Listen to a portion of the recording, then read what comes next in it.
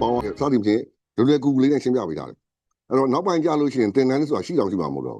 ့ဘာလို့ဆိုလူတွေကတော်တော်သမီးတို့အခုတေးကြတယ်ဖုန်းလေးတွေကင်ထားကြပြီဟိုခေတ်တုန်းကဆိုဖုန်းအိုက်ဖုန်းလည်းမပေါ်သေးဘူးဖုန်းတစ်လုံး9သိန်း10သိန်းပေးရတယ်မကင်နိုင်ဘူးအခုဆိုဖုန်းလေးတွေပေါ်သွားတယ်ဖြစ်တဲ့အတွက်ကြောင့်အဲ့ဖုန်းလေးမှာပါတယ် program နဲ့ဒီကွန်ပျူတာနဲ့အတူတူပဲအဲ့တော့ကွန်ပျူတာဒီဘယ်တည်းရောက်လဲဆိုကိုလက်ပေါ်ရောက်လာအဲ့တော့အသုံးချတတ်ဖို့ပဲလို့တယ်တချို့ကျတော့ game software တချို့ကျတော့ဟိုမဟုတ်တာကြီးကြည့်မယ်စသဖြင့်အများကြီးပေါ့နော်ဒါပေမဲ့ကိုလုံးတဲ့အခါကျရင်ကိုလုံးတဲ့သက်ဆိုင်နဲ့နော်လေးလာစရာတွေအများကြီးပဲအဲ့တော့ကွန်ပျူတာမကင်လို့လည်းမရတော့ဘူးကွန်ပျူတာကိုလည်းဟိုကွန်ပျူတာမှမဟုတ်တော့ဘူးအခုကဖုန်းဖြစ်သွားပြီအဲ့တော့ဖုန်းထဲမှာရှာစရာတွေအများကြီးပဲလေးလာစရာတွေအများကြီးပဲအဲ့ဒါကိုကလုံးမရတော့မယ်ကိုမလုံးကိုမရတော့ဘူးအဲ့ကိုပိနာတင်တော့ကိုတက် crazy ဖြစ်တယ်သူလေးလာမယ်ဆိုကိုတကယ်ကြီးတာသွားမှာပဲမသိလို့ရှိရင်ဆရာမတွေမေးလို့ရတယ်သိတဲ့လူတွေမေးလို့ရတယ်ဒီကူထဲမှာပဲမေးလို့ရသေးတယ်အခု AI ဆိုတာအတားကိုနင်းသွားပြီနေပညာ AI နဲ့စကားပြောမယ် AI ကိုမေးမယ်စသဖြင့်ဒါအေးစေးသူရှင်းပြလိုက်မယ် project တွေဘာနဲ့ရှင်းပြမယ်ဘာမှ technology ဆိုတော့ဒီကွန်ပျူတာအကြောင်းဆိုတာဒီကလေးတွေကိုတိတ်ပြီးတော့ပြောရမလို့တော့ဘာလို့ဆိုလက်ထဲမှာကွန်ပျူတာတွေရောက်နေကြလို့ကိုခေတ်ကတော့ပြောရတာပေါ့ကွန်ပျူတာတစ်လုံးဝယ်မယ်ဆိုလို့ရှိရင်အိမ်မှာကွန်ပျူတာတစ်လုံးရှိဖို့ဆိုတာတော်တော်လေးကိုစုဆောင်းရတယ်တော်တော်လေးကိုဟိုခက်ခဲတယ်ပေါ့နော်စာသင်ရတာလည်းခက်တယ်software တွေကဒါအနေတော့ဟိုတော့ကန်ရတာတွေခက်ခဲတယ်အခုခါကြတော့ဒါတို့ဘာသုံးကျင်လဲဆိုတာကို Google ထဲမှာမေးလိုက်အောင်ရပြီအဲ့တော့ဟိုတော်ကားဆိုလို့ရှိရင်ဆရာတယောက်ကဘာကိုဖုန်းဆက်တယ်ဆရာလည်းမင်း Windows ဘာတင်လဲတဲ့ဆရာလို့ကျွန်တော် Windows မတင်တော့ဘူးလို့ဘာဖြစ်လို့ဆိုတော့ဒီခေတ်ကလေးက Windows တင်ရမလို့တော့ဘူးလို့အခုခေတ်ကတော့တင်ရတာပေါ့နော် Windows ကဘယ်လိုလုပ်တယ် File Manager ဘယ်လို folder ဘယ်လိုဆိုအခုဒါတို့သမီးတို့ကပုံလေးတစ်ပုံဓာတ်ပုံလေးခက်ရတယ်သိမ်းသွားပြီပြင်တကယ်ကြီးတရားကို Viber နဲ့ပို့လိုက်မယ် Server နဲ့ပြလိုက်မယ်ဒါဆိုရင်တအားလွယ်ကူနေတယ်ကွန်ပျူတာဒါပေမဲ့ကိုတကယ်လုံးတဲ့အခါကြာလို့ရှိရင်တော့ကျွမ်းကျင်တဲ့ software တွေကိုသုံးမဲ့ software တွေအောင်တေချာလေ့လာတာပေါ့နော်အဲ့တော့လွယ်တယ်ဆိုပြီးတော့အထင်သေးလို့တော့မရဘူးပညာတစ်ခုကတော့လွယ်ကူနဲ့တော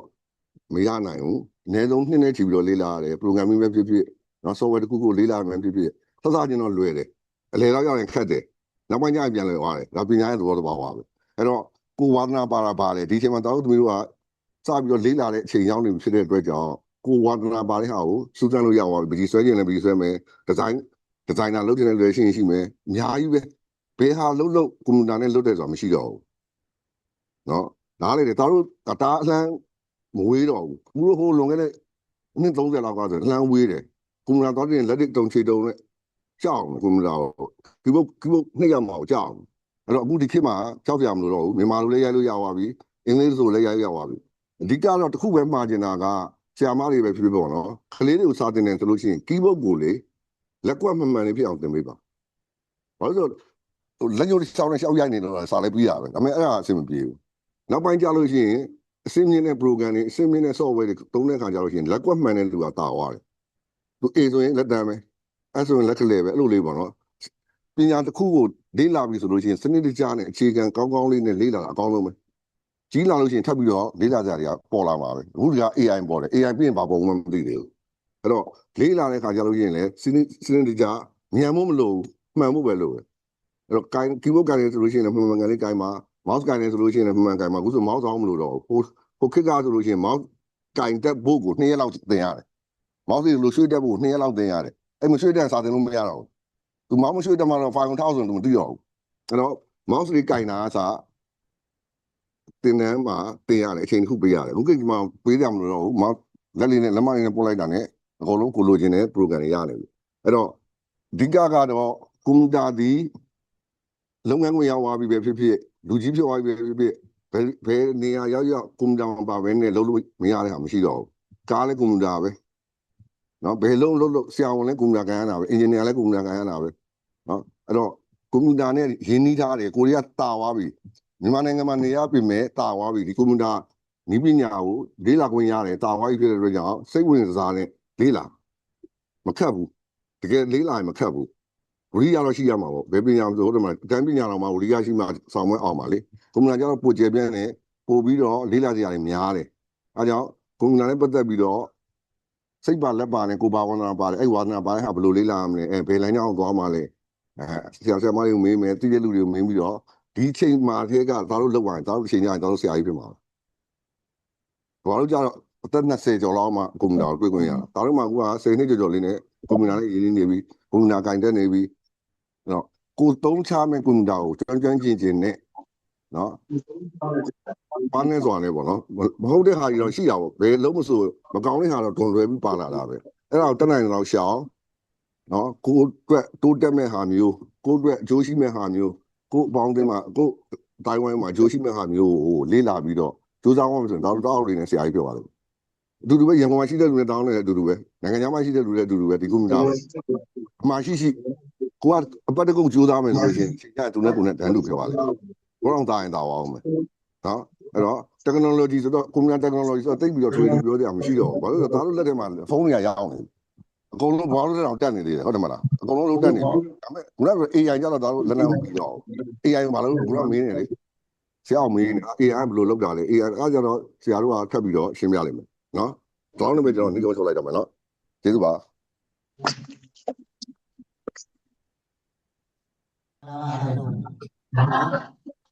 ဆရာတို့တပည့်တော်ဆရာတို့ရောအကုန်လုံးမင်္ဂလာပါလို့ဘုရားပရမတ်ကွန်းဆက်ပါတယ်ကျွန်တော်နာမည်ကတော့နိုင်လင်းဖြစ်ပါတယ်ကိုနဲ့ကွန်တာဆိုင်ငါပါနော်ဒီနေ့ကျွန်တော်မျှဝေပေးမယ့်အကြောင်းအရာကကွန်တာ technology ရဲ့ AI ဆိုတဲ့ထဲကနေ AI ဆိုတဲ့အခန်းကဏ္ဍအတွက်ကျွန်တော်ကမျှဝေပေးခြင်းတာဒီကမှာဆရာမတွေပါလာမယ်ပါလားမပိုင်လည်းမြောက်ဆရာတဲ့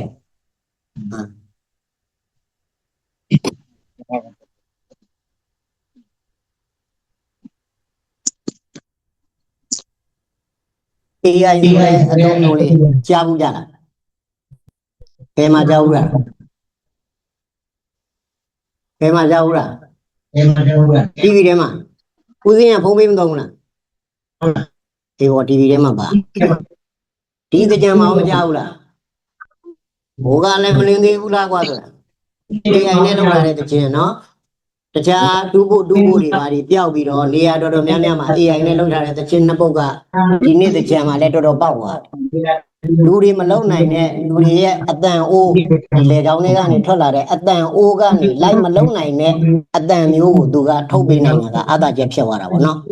လူတယောက်ပုံမှန်အပြင်မှာရှိတဲ့လူတယောက်ကိုဆိုခိုင်းမယ်တင်လာမော်တို့စုံသင်းပါတို့ရှီတို့တော့ဒီချင်းတွေ online နဲ့ဒါပေမဲ့အတိုင်းတာရှိအတန်ကိုဂိတ်ဆုံးထိអော်ပြီးရင်ပြန်ချတဲ့အခါကျရင်ဘယ်နေထားရောက်ရင်ဘလို့ဖြစ်တယ်ဆိုတာရှိတယ်အဲ့လိုကန့်သက်ချက်တွေကြောင့်စကားပြောတဲ့ခါကျရင်ကျွန်တော်တို့ကအတန်တချင်းဆိုတဲ့ခါပဲဖြစ်ဖြစ်အကန့်အသတ်ရှိဒါပေမဲ့ AI မှာအဲ့ဒီလေချောင်းအတန်ကိုမပါသူကလူသားတွေလိုမျိုးဖွဲ့စည်းထားတဲ့ရုပ်ဝတ္ထုပစ္စည်းနဲ့မဟုတ်တဲ့အတွက်ငါတို့အပြင်မှာမစူနိုင်တဲ့ပုံစံမျိုးအတန်မျိုးကစားသူကထုတ်ပေးနေတချင်းတွေကိုဒီဌာနထောက်ကြည့်လိုက်နော်အဲ့တော့ဒီနေ့တကြံမှာ AI နာမည်ကြီးသွားတယ်အဲ့တော့ AI နဲ့ပတ်သက်လို့ပြောတဲ့အခါကျရင်ဆရာကစာသင်တယ်လို့မျိုးပြောမှာတော့မဟုတ်ဘူးမင်းတို့ ਨੇ နော်မေးတယ်ဖြည့်တယ်အဲ့ဒါမျိုးလေးတွေလုပ်မယ်နော်နောက်တစ်ခုကကျတော့မေးတဲ့အခါကျရင်မေးခွန်းမေးတဲ့အစီအစဉ်လေးတွေပါတယ်မေးတဲ့မေးခွန်းကိုဖြည့်နိုင်ရင်စုချမဲ့အစီအစဉ်တွေလည်းပါတယ်နော်အဲ့တော့တေချာလေးလိုက်ပြီးတော့နည်းနည်းနားထောင်မယ်မေးရရှိတယ်ဆိုရင်လည်းမေးမယ်နော်မသိဘူးမေးရရှိရင်လက်ထောင်လိုက်ဟုတ်လားငါတခါနားထောင်ပြမယ်အဲ့တော့ AI နဲ့ပတ်သက်လို့ပြောမယ်ဆိုတဲ့အခါကျရင်ဟုတ်ကဲ့ခုနကရှိရဆရာသူပြောသွားတာကကွန်ပျူတာ technology ပေါ့နော်ကျွန်တော်တို့ကလည်းအခု AI အကြောင်းပြောတဲ့အခါကျရင်ကျွန်တော်ကလူသား AI အကြောင်းကို AI ကိုသွားမိတာတဲ့ပိုကောင်းတဲ့အစီအစဉ်ကတော့မရှိဘူးအဲ့တော့ကျွန်တော်ပြောတဲ့ဟာကိုအားမရဘူးဆိုရင် AI အကြောင်းကိုဘယ်သူသွားမိမလဲ AI ကိုပဲသွားမိတာအကောင်းလို့ဟုတ်လားကျော်ဟင်းအကြောင်းကိုဘယ်လိုကပြောရင်ဘယ်ပြည့်စုံမှာလဲနော်အိမ်သာဘဏ္ဍာတက်တယ်လို့နော်ရေဘဏ္ဍာတောက်တယ်လို့အဲ့ဒါတွေကြံ့နေမှာပေါ့အဲ့တော့ AI အကြောင်းကိုသိကျင်နေဆိုရင်ကျွန်တော်ဘယ်လိုလုပ်မလဲ AI ကိုမေးရမှာပဲအဲ့ဒါကိုကျွန်တော်ဗာလေးနဲ့စကြင်လဲဆိုတော့ dive into the AI ဆိုတဲ့ခေါင်းကြီးလေးနဲ့စကြင် dive into the ဆိုတာဘာလို့တော့ဆရာမတွေ dive into the ဒိုင်မီထိုးချတာဟုတ်လား dive into the ဘာလို့တော့ဒိုင်မီထိုးချတာဘယ်ထဲကိုလဲ AI မင်းတို့ရေကူးတင်နေတယ်ရေကူးတတ်ချင်တယ်ဆိုရင်ဘာလုပ်ရမှာရေကန်ထဲကိုဆင်းပြီးတော့ကူးမှသာလေရေကကူးရမှာအဲ့လိုပဲငါတို့အခု AI အကြောင်းကိုမျှဝေတယ်အသေးစိတ်အများကြီးတော့ပြောနိုင်ခဲ့မှာမဟုတ်ဘူးဒါပေမဲ့မဖြစ်မနေလိုအပ်တဲ့အခြေခံလေးတွေသူ့ကိုစတင်ပြီးတော့ချင်းကန်းရမယ်ပုံစံလေးတွေရေကူးနည်းတင်တဲ့အခါကျရင်ဟုတ်ပြီဆရာကျွန်တော်တို့ကရေခြေထောက်ဘယ်လိုခတ်ရမလဲလက်ဘယ်လိုရဲရမလဲမသိဘဲနဲ့ရေကန်ထဲကိုတန်းပြီးတော့ဒိုင်ပင်ထိုးချလိုက်တဲ့အခါမြုပ်ပြီးတော့တည်သွားမှာပေါ့မဟုတ်လားဒါပေမဲ့ dive into the AI ကိုကျွမ်းကျင်ကြီးအသုံးထားကြရင်အယိုးရှင်းမျိုးလေးတစ်ခုပဲရှိတယ် AI ကိုလက်တွေ့သုံးတာပဲတခြားစာရွက်စာတမ်းတွေ TV ထဲမှာမင်းတို့တွေ့တာတွေ channel ထဲမှာတွေ့တာတွေသူများပြောလို့ကြားတာတွေကကိုယ့်အတွက်အထောက်အကူနည်းနည်းပြည့်ုံပဲရှိတယ်ဒါပေမဲ့ AI ကိုတကယ်သုံးတတ်ချင်တော့ဘာလို့မှာ AI ကိုတကယ်လက်တွေ့သုံးရအဲ့ဒီအခါမှသာလေ AI ကိုသုံးတတ်လာအဲ့တော့ AI ကိုမသုံးတတ်ခင်ရေမကူးခင်ခြေထောက်ကလေးဘယ်လိုရဲရမလဲလက်ကလေးဘယ်လိုခတ်ရမလဲဆိုတော့ကတော့သိဖို့လိုတယ်အဲ့လိုပဲကျွန်တော်တို့က AI ကိုလက်တွေ့တကားတည်းမသုံးခင်သူနဲ့ပတ်သက်တဲ့အကြောင်းအရာလေးတွေကိုနည်းနည်းသိဖို့လိုအပ်တယ်လိုအပ်တော့အဲ့ဒါလေးကိုစတယ်နော်ကောင်းသီးက introduction to AI ဆိုတဲ့အခြေကောက်ကအောက်မှာရေးထားပြီးတာဘာသာမှာ artificial intelligence ဉာဏ်ရည်အတုကိုပြောတာလူသားတွေရဲ့ဉာဏ်ရည်သဘောမျိုးဉာဏ်ရည်ကဲ့သို့ပုံစံတူလောက်ထားတဲ့ဟာကိုဘာလို့ခေါ်လဲ AI လို့ခေါ်တယ်သူရဲ့အခြေကောက်က artificial intelligence ရမယ်နော်ဟုတ်ပြီအဲ့တော့အဲ့ဒီ AI ဆိုတဲ့ဟာနဲ့ပတ်သက်တဲ့အခြေခံလေးတွေကိုသွားအောင် AI ဆိုတာဘာလဲမသိလို့ဒီမှာလာပြီးတော့နားတော့နော် AI ဆိုတာဘာလဲ AI ဆိုတာဒီမှာဘူးလက်လေးတွေနဲ့ပြထားတယ် human like intelligence လူတွေနီးပါးစဉ်းစားတတ်တယ်လူတွေလိုပဲတွေးခေါ်တတ်တယ်လူတွေတကယ်တော့စဉ်းစားနိုင်တယ်ဘာကြီးရလဲကွန်ပျူတာပစ္စည်းရာဟုတ်လား AI ဆိုတာပေးလိုက်တဲ့နာမည်လူတွေလိုပဲစဉ်းစားနိုင်တယ်လူတွေလိုပဲတွေးခေါ်နိုင်တယ်ဘာကြီးရလဲခုနကကိုဆရာပြောခဲ့တဲ့ကွန်ပျူတာပစ္စည်းကြီးကဒီကွန်ပျူတာစနစ်ကြီးက learn from data तू ကဘာလုပ်နိုင်လူတွေလိုပဲသင်ယူနိုင်တယ်မင်းတို့စာတွေမသင်ရဘူးလားအဲ့ဒီလိုပဲမင်းတို့လိုပဲဒီကွန်ပျူတာကလည်းသင်ယူနိုင်တယ်ဘာတွေကနေ तू ကသင်တာလဲဘာတွေကနေသင်တာလဲ data learn from data ဟုတ်ပြီအဲ့ဒီ data ဆိုတဲ့အထဲမှာဘာတွေပါနိုင်လဲဆိုရင်စာသားတွေရုပ်ပုံတွေဗီဒီယိုတွေစင်ဆာတွေအကုန်ပါတယ်ပူတာအေးတာနော်စလုံးလှတာမလှတာရုပ်ပုံလေးလှတာမလှတာမှန်တာမမှန်တာဗီဒီယိုတစ်ခုအဲ့ဒါနဲ့ပတ်သက်တဲ့အကုန်အရာတွေအကုန်လုံးဘာဖြစ်လဲပါတယ်အဲ့တော့နောက်တစ်ခုကကျတော့ complex problems လို့ပဲခက်ခဲရှုပ်ထွေးတဲ့ကိစ္စတွေကို AI ကလူတွေလိုပဲစဉ်းစားပြီးဖြေရှင်းတယ်မင်းတို့ပြဿနာတစ်ခုဖြစ်လာတယ်ဥပမာလမ်းသွားရင်းနဲ့ဆိုင်ငယ်နဲ့ကိုကသွားတယ်အပြင်မှာထဆွညိုက်သွားရတယ်ထမင်းညိုက်သွားရတယ်ဘိန်းပေါက်သွားတယ်ဘာလို့ရပြီမင်းတို့မှာဖြည့်ရှင်းတဲ့ကိစ္စတစ်ခုရှိလားဟုတ်လားအဲ့ဒါကမင်းတို့ကြုံတွေ့ခဲ့တဲ့ဘဝရဲ့အတွေ့အကြုံတွေနဲ့မူတည်ပြီးတော့ခရီးနီးသေးတယ်ဆိုရင်ကြောင်းကိုပြန်တွန်းလာမလားဆိုင်ငယ်ပြင်ဆိုင်နဲ့နီးပြီဆိုရင်ဖုံးဆက်ပြီးတော့ပတ်စံလန်တောင်းပြီးတော့ဆိုင်ငယ်ကိုအရင်ပြင်မလားမင်းတို့စဉ်းစားရမယ်လို့အဲ့ဒီလိုပဲ AI ကလည်းလူတွေတကယ်တော့ပဲခုနကလို့ human like intelligence လူတွေရဲ့ဉာဏ်ရည်လို့တူထားတဲ့ level data အချက်လက်တွေကနေ तू ကသူ့ကိုယ်သူသင်ယူထားတယ်အဲ့ဒီသင်ယူထားတဲ့အချက်လက်တွေကနေ complex problems လို့ပဲပြဿနာတွေကိုဖြေရှင်းပေးနိုင်ဒါပေမဲ့တခုသတိထားကမှာ AI ကပေးလိုက်တဲ့ပြဿနာဖြေရှင်းနည်းမှန်သမျှကမှန်တယ်လို့ငါတို့ကတထိတ်ချခေါင်းချက်ချလို့မရဒါပေမဲ့ तू ကခက်တီတီပဲမှားနေတဲ့အချက်လက်ကြီးဖြစ်နေရင်တော့မှန်ပါတယ်ဆိုတဲ့ပုံစံနဲ့ AI ကပြောနိုင်အဲ့ဒါကြီးကိုမှားနေပဲလို့သိဖို့ကိုယ်မှာကဘာလို့လဲဆိုရင် critical thinking ဘာလို့ရလဲ critical thinking အကုန်လုံးကိုခြုံငုံပြီးသုံးသပ်နိုင်တဲ့အရေးအချင်းကိုပြောတာဟုတ်လား AI ကတရဏဂုံ2ပါးပဲရှိတယ်လို့ပြောမယ်မင်းတို့ကတရဏဂုံ3ပါးရှိမှမသိဘူးလားဒါ तू ကခက်တီတီပြောမှာပဲတရဏဂုံက2ပါးပဲရှိတာ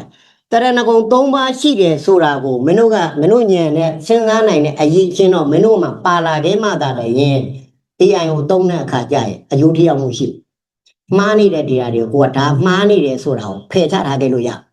AI ပြီးသမျှအကုန်လုံးကိုယူပြီးတော့မင်းတို့ရဲ့ဘဝတွေကိုမင်းတို့ရဲ့အစိတ်အပိုင်းတွေကိုမင်းတို့ရဲ့ daily လှုပ်ဆောင်ချက်တွေကိုမင်းတို့ရှေ့သွားမယ်ခီးလန်းနေတယ်အကုန်ထည့်လို့မရ AI မကောင်းလားကောင်းတယ်ဒါပေမဲ့ तू ကဘာဖြစ်လဲမှားတယ်ဘာဖြစ်လို့မှားတတ်တာ learn from data တွေကနေသိယူတာသူ့ကိုဂါဘေးအင်ဂါဘေးအောင်လို့ဒီစနစ်တခုရှိဂါဘေးအင်ဂါဘေးအောင်မှားပေးလိုက်တဲ့ data တွေကမှားရင်ပြန်ထွက်လာတဲ့အဖြေရတယ်ဘာဖြစ်လဲမှားမှာပဲ AI ဆိုတာကလူမှမဟုတ်တာလူတွေတကယ်တော့စဉ်းစားနိုင်တဲ့လုံးဆောင်ချက်တွေထည့်ထားတဲ့ကွန်ပျူတာစနစ်အဲ့ဒီကွန်ပျူတာစနစ်ထဲကိုထည့်ပေးလိုက်တဲ့ data လောက်တဲ့အခါကျရင် तू က data တွေကနေကြည့်ပြီးတော့သိယူတယ်လို့ပြောတဲ့အတွက်သူ့ကိုပေးတဲ့ data တွေမှားတယ်ဆိုရင်ရလာတဲ့ရလက်တွေရတယ်ဘာဖြစ်နိုင်မှားနိုင်တယ်အဲ့ဒီအမှားကြီးကိုပဲ AI ကမှန်နေတကယ်တော့ခက်တိတိနဲ့ပြောတယ်အဲ့ဒါကိုက critical thinking မင်းတို့ကတကယ်အပြင်လက်တွေ့ရှိနေတာနဲ့ရှင်းပြီးတော့ဒါကြီးကတော့မဟုတ်ဘူးမှားနေတယ်ဆိုတာကိုယ်တိုင်ဆုံးဖြတ်နိုင်တဲ့အခြေခံဘုသူတာလည်းရှိဖို့တော့လိုတယ်အဲ့ဒီလိုရှိတဲ့ခါကျရင် AI ကိုသုံးတဲ့ခါကျရင်မင်းတို့ပျော်ရွှင်ရလိုက်မယ်လုံခြုံရလိုက်မယ်စိတ်ဖြစ်ရလိုက်အဲ့တော့ AI နဲ့ပတ်သက်တဲ့ history လေးနဲ့သွားကြည့်ရအောင် AI ဆိုတာအခုမှပေါ်လာတာမဟုတ်လွန်ခဲ့တဲ့နှစ်80လောက်ကနေစခဲ့တာအတူလေးပဲကျင်းချုံပြပြမယ်1950ခုနှစ်မှာအလန်တာဒင်းဆိုတဲ့လူတစ်ယောက်ကစကလုံးမေးခွန်းတစ်ခုစမေးခဲ့တယ်ခံမချင်းတင်စက်တွေကတွေးခေါ်နိုင်တာဘယ်နှခုနှစ်မှာမေးခဲ့1950မှာအလန်တာဒင်းကမေးခဲ့တာစပြီးတော့မေးခွန်းတစ်ခုစက်တွေကတွေးခေါ်နိုင်ရမယ်နော်နောက်တစ်ခု1956မှာ artificial intelligence ဆိုတဲ့အဲ့ဒီအသုံးအနှုန်းလေးကိုစပြီးတော့သုံးနှုန်းခဲ့ဘယ်မှာလဲဆိုတော့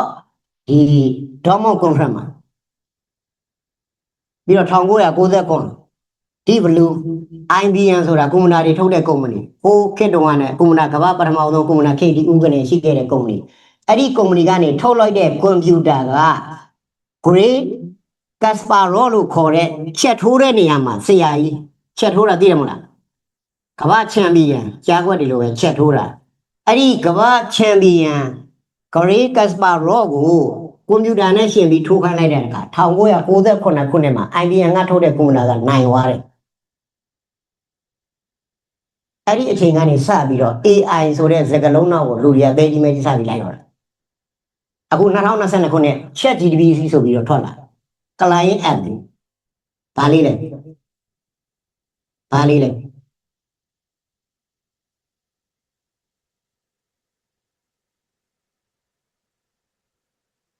2022ခုနှစ်မှာ ChatGPT လို့နာမည်ပေးထားတဲ့ client app လေးတစ်ခုစပြီးတော့ပေါ်လာဘာလေးပေါ်လာ client app အိမ်ငိုက်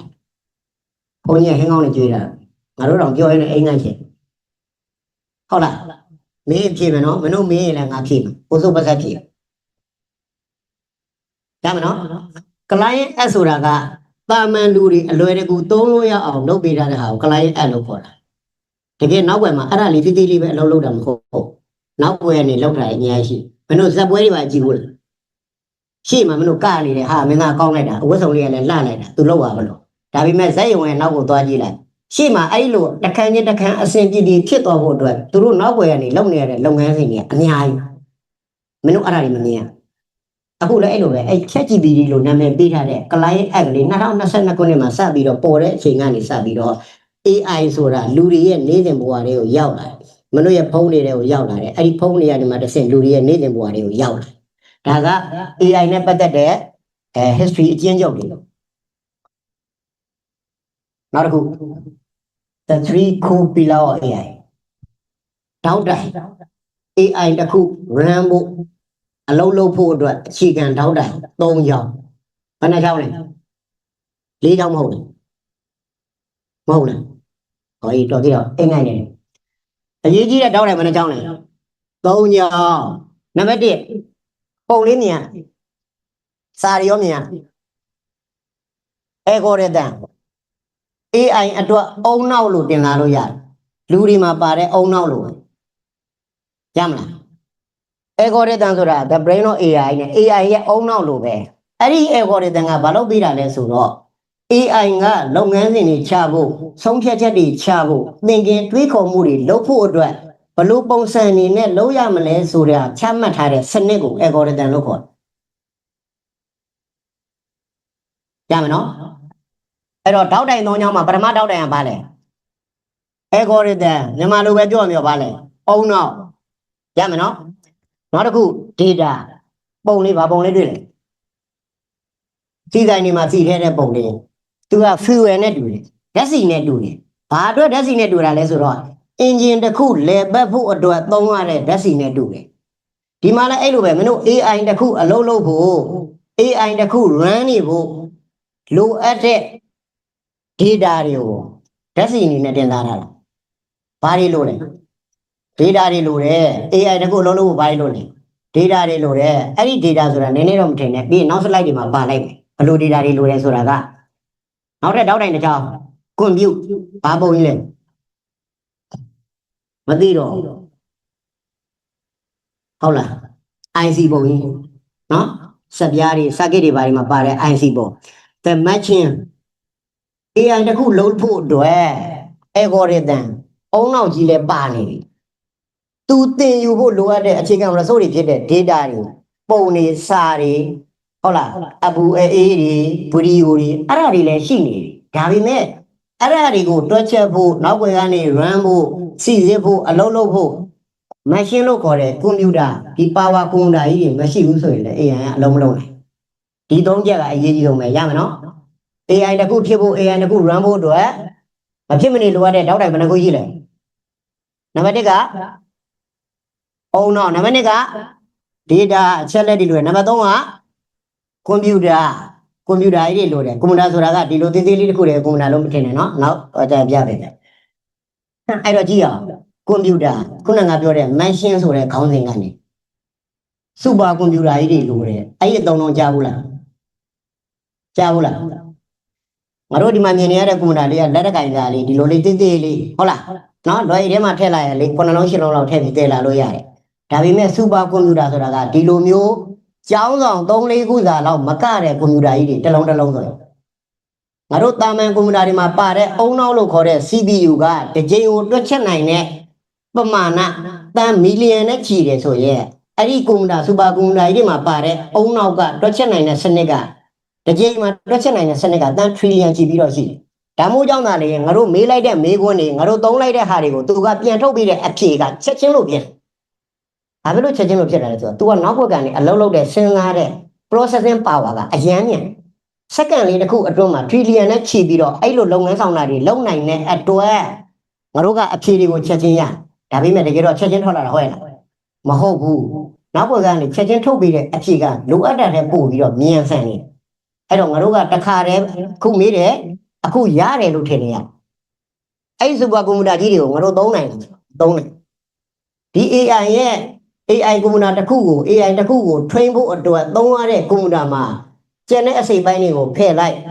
power မြင့်တဲ့ graphic တွေတောင်မှကက်အရည်အတွက်တန်းနဲ့ချီပြီးတော့10တန်းလောက်သုံးပြီးတော့ဒီ AI ကွန်ပျူတာတစ်ခုကို AI တစ်ခုကို train ရတယ်အဲ့ဒီကွန်ပျူတာတွေကတော့ဘလို့ဝင်နေမှာတော့ငါတို့တဝူတယောက်ချင်းမပြောနဲ့မြန်မာနိုင်ငံလိုဟာမျိုးမှလည်းမရှိ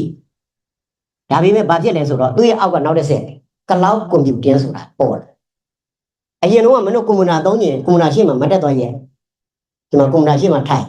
ကွန်ပျူတာကိုဖွင့်ပါဝါကလောက်နှိပ်အခုသုံးလို့ပဲသုံးရတယ်ဒါပေမဲ့အဲ့ cloud computing ဆိုတာပေါ်လာတဲ့အချိန်ကနေစပြီးတော့ကွန်ပျူတာကြီးကငါတို့ရှေ့မှာရှိကြမလို့တော့ကဘာရဲ့တခြားအရက်မှာရှိတဲ့ခုနကလိုမျိုး super computer ကြီးတွေကို cloud computing ဆိုတဲ့အကူအညီနဲ့မင်းတို့ရဲ့ကွန်ပျူတာတွေထဲကနေမင်းတို့ရဲ့ဖုန်းတွေထဲကနေလှမ်းပြီးတော့သုံးလို့ရအောင်လုပ်ပေးတယ်အဲ့စနစ်ကိုဘာလို့ခေါ်လဲ cloud computing cloud ဆိုတာမိုးတိမ်တကယ်တော့အဲ့ကွန်ပျူတာကြီးငါတို့ရှိမှရှိလားမရှိဘူးမရှိပေမဲ့အဲ့ဒီကွန်ပျူတာရဲ့လုံဆောင်ရက်တွေကိုအဲ့ဒီကွန်ပျူတာရဲ့အသုံးပြုနိုင်စွမ်းတွေအသုံးပြုလို့ရတဲ့အချက်လက်တွေကိုမင်းတို့ရှိမှရှိနေတဲ့ဒီလိုကွန်ပျူတာလေးတွေဖုန်းလေးတွေကနေလှမ်းပြီးတော့သုံးလို့ရအောင်လုပ်ပေးတဲ့စနစ်ကို cloud computing လို့ခေါ်တယ်ရနောက်တစ်ခု Moore's law အကြည့်ပြီး Moore's law ဆိုတာနှစ်ဆ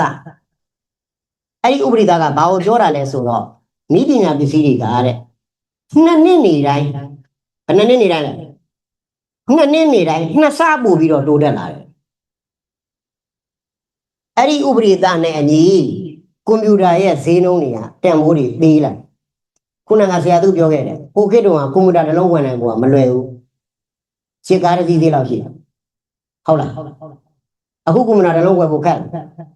မခက်ဘူးမလို့သုံးနေကြတဲ့ဖုန်းတွေတော့10သိန်း15သိန်းသိန်း30သိန်း40အဲ့လိုပဲကွန်ပျူတာလည်းအဟောင်းလေးတွေဝယ်ရင်3သိန်း4သိန်းရနေစပြီးတော့အမျိုးမျိုးသုံးလို့ရတယ် အဲ့ဒါဘာဖြစ်လို့လဲနီးပညာတွေကအញ្ញမ်းဉာဏ်ဆန်ဆန်တိုးတက်လာပြီးတော့အသုံးပြုနိုင်စွမ်းတွေကောင်းလာတဲ့အတွက်ဈေးကြီးကဘာဖြစ်လဲကျလာတာရမလားနောက်တစ်ခုကဘာလဲဆိုတော့ GPU ခုနကပြောတဲ့ AI ကို train ဖို့အတွက်သုံးရတဲ့ကွန်ပျူတာတစ်လုံးမှတဲ့ကို GPU လို့ခေါ်တဲ့ graphic ဂိမ်းကစားတဲ့ကွန်ပျူတာမလို့အခုဆရာတော်ခန့်ဦးစင်းလေးခန့်နဲ့ရောက်ဘူးလားရောက်ဘူးလားပေါ့အဲ့ဒီမှာကွန်ပျူတာတွေ့လားကွန်ပျူတာတွေ့လားအဲ့မှာကွန်ပျူတာပုံကြီးတွေစင်လာတာဟုတ်လားအဲ့ဒီကွန်ပျူတာပုံကြီးတွေထဲမှာ graphic ကကြီးတွေပါဂိမ်းဆော့လို့ရမင်းတို့ဒီအကြောင်းမှနေတဲ့ကွန်ပျူတာသုံးတဲ့ဆရာလားဆရာမလားမသိဘူးသူကဓာတ်ပုံတွေပါတွေပြင်မယ်ဗီဒီယိုတွေလုပ်မယ်ဆိုပြီးတော့ထည့်ထားပေးတယ်အဲ့ဒီလို graphic ကတွေတန်းနဲ့ချီပြီးတော့သုံးရတယ် AI တခုကို train ဖို့အတွက်ရမယ်နော်အဲ့တော့ငါတို့အဲ့ဒီပစ္စည်းတွေအဲ့ဒီကွန်ပျူတာကြီးတွေငါတို့ဒီမှာတော့မဝင်နိုင်ဘူးမရှိနိုင်ဘူးဒါပေမဲ့ဘာဖြစ်လဲဆိုတော့ cloud computing ရဲ့အကူအညီနဲ့ငါတို့အသုံးချအောင်လုပ်ပြီးထားနိုင်တဲ့အတွက်ဒီနည်းပညာပစ္စည်းတွေကငါတို့ရဲ့လက်ထဲကိုရောက်လာတယ်ငါတို့ရဲ့လက်ထဲကိုရောက်ရမယ်နော်နောက်တစ်ခု data AI ကိုဘာနဲ့ train တယ်လို့ပြောလဲ data AI ကဘာကနေသင်ယူတယ်လို့ခုနကပြောခဲ့တယ် data တွေကနေသင်ယူတယ်လို့ပြောခဲ့တယ်အဲ့ဒီပေးတဲ့ data တွေကဘောလုံးဘာပြောတာအရေးအတွက်အများကြီးလို့ဘာဖြစ်တာအရေးအတွက်အများကြီးလို့တာ data အရေးအတွက်အများကြီးလို့တယ်အဲ့ဒီပေးတဲ့ data ထဲမှာတော့เนาะနောက်ထပ်နည်းနည်းဘုသူရရရထပ်ပြီးပြောပြမယ်မလို့ AI သုံးတဲ့ခါကျရင်ပုံတွေပါထုတ်တယ်ဒီထဲမှာဆရာဆရာမတွေလည်းပါတော့တခြားဧည့်သည်တွေလည်းပါတော့သုံးမှုတဲ့လူတွေရှိလိုက်ကျွန်တော်ကိုသတင်းကြည့်အတွက်เนาะကျွန်တော်ရဲ့ Facebook page မှာတင်ဖို့ပုံလေးတစ်ပုံလောက်ထုတ်ပြီးပါဆိုတော့ AI ကပုံလေးထုတ်ပြီးလိုက်သတင်းကြည့်ဆိုတော့ဘာသာရေးနဲ့ဆိုင်တဲ့ပွဲကိုစေဒီပထိုးပုံတွေပါတယ်ဟုတ်လားသာသနာနဲ့ပတ်သက်တဲ့အမှတ်တမ်းမှတ်ရပုံတွေပါတယ်ဒါပေမဲ့အဲ့ဒီပုံတွေမှာမြန်မာနိုင်ငံမှာရှိတဲ့စေဒီပထိုးပုံနဲ့မတူဘဲနဲ့ညာသောအပြင်ကထိုင်းနိုင်ငံမှာရှိတဲ့စေဒီပထိုးပုံတွေနဲ့ပို့တူ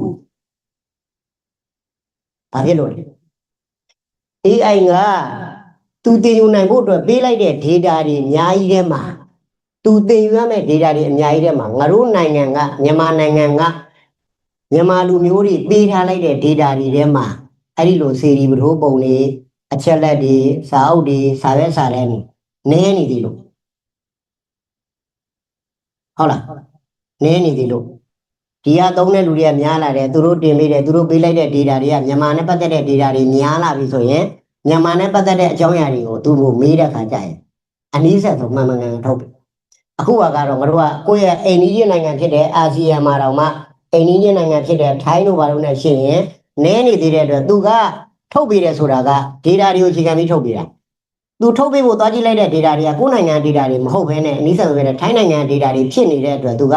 မင်းတို့ပုံလေးတစ်ပုံတော့ထုတ်ပေးလိုက်ဒါပေမဲ့အဲ့ဒီပုံကဘာဖြစ်လဲမြန်မာမဆန့်ဘူးမြန်မာဟန်မတွေ့ရရမယ်နော်နောက်တစ်ခု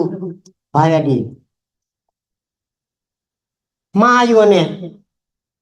ဟုတ်လားအနည်းဖြစ်စေတဲ့မဟုတ်မမှန်တဲ့ data တွေကိုပေးထားတဲ့ AI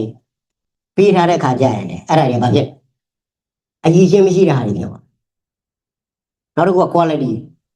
ကိုကပေးလိုက်တဲ့ရုပ်ပုံတွေကိုပေးလိုက်တဲ့စာတွေအဲ့ဒါတွေက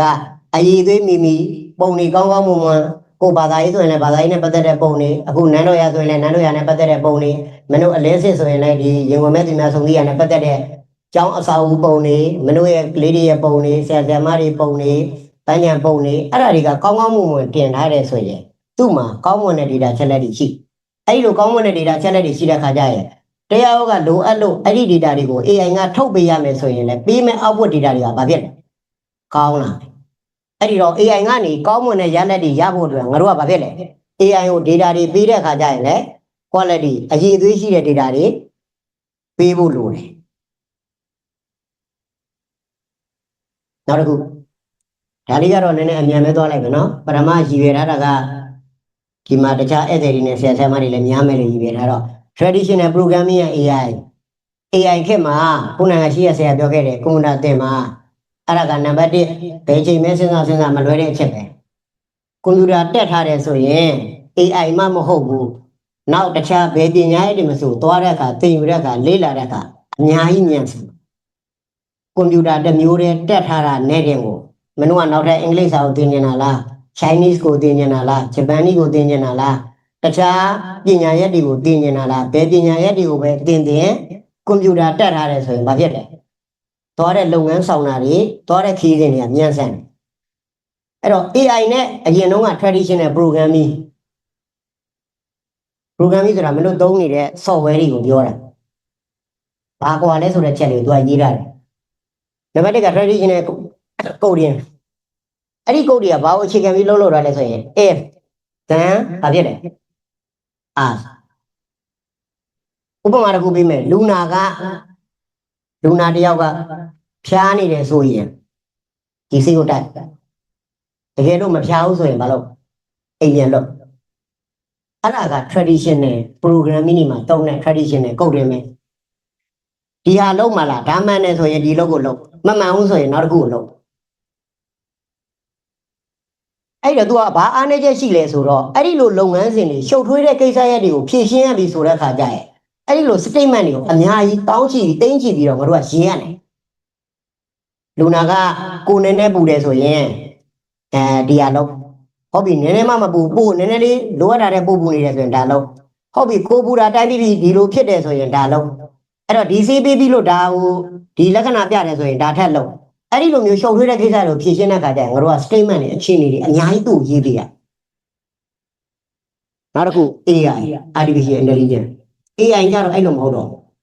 ခုနကဟာတွေငါတို့ကဘာတစ်လုံးမှပြောကြမလို့တော့လူနာပေါင်း3သိန်းလောက်ရဲ့ရိုက်ထားတဲ့ ultra sound တွေဓာတ်မှန်တွေကို AI ကိုပေးလိုက်သူကသူကြည့်ပြီးသူကသူအဖြေရှာပြီးတော့ထုတ်ပေးတယ်ဒါဘာယောဂ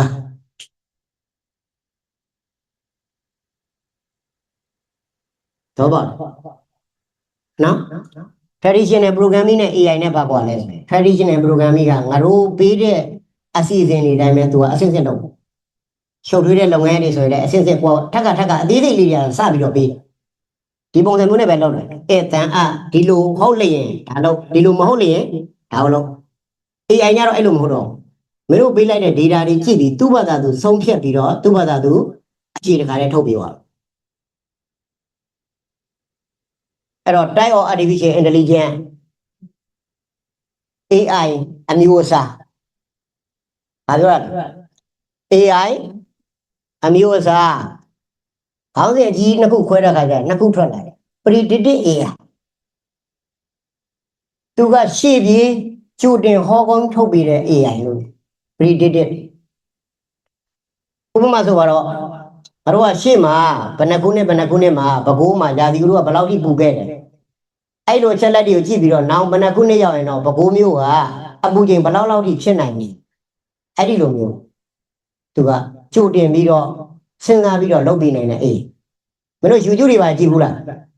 ဒီမှာ Smart TV နဲ့ဆိုတော့ဥစဉ်ပြမှာပေါ့ YouTube တွေပါကြည့်တဲ့အခါ YouTube တစ်ပုတ်ကြည့်နေရင်လည်းနောက်ထပ်သူ့ရဲ့ဘေးမှာမင်းတို့ကြိုက်နိုင်လောက်တဲ့ထင်နဲ့သူနဲ့နည်းနည်းနီးစပ်တဲ့ဗီဒီယိုလေးတွေမပြပေးဘူးလား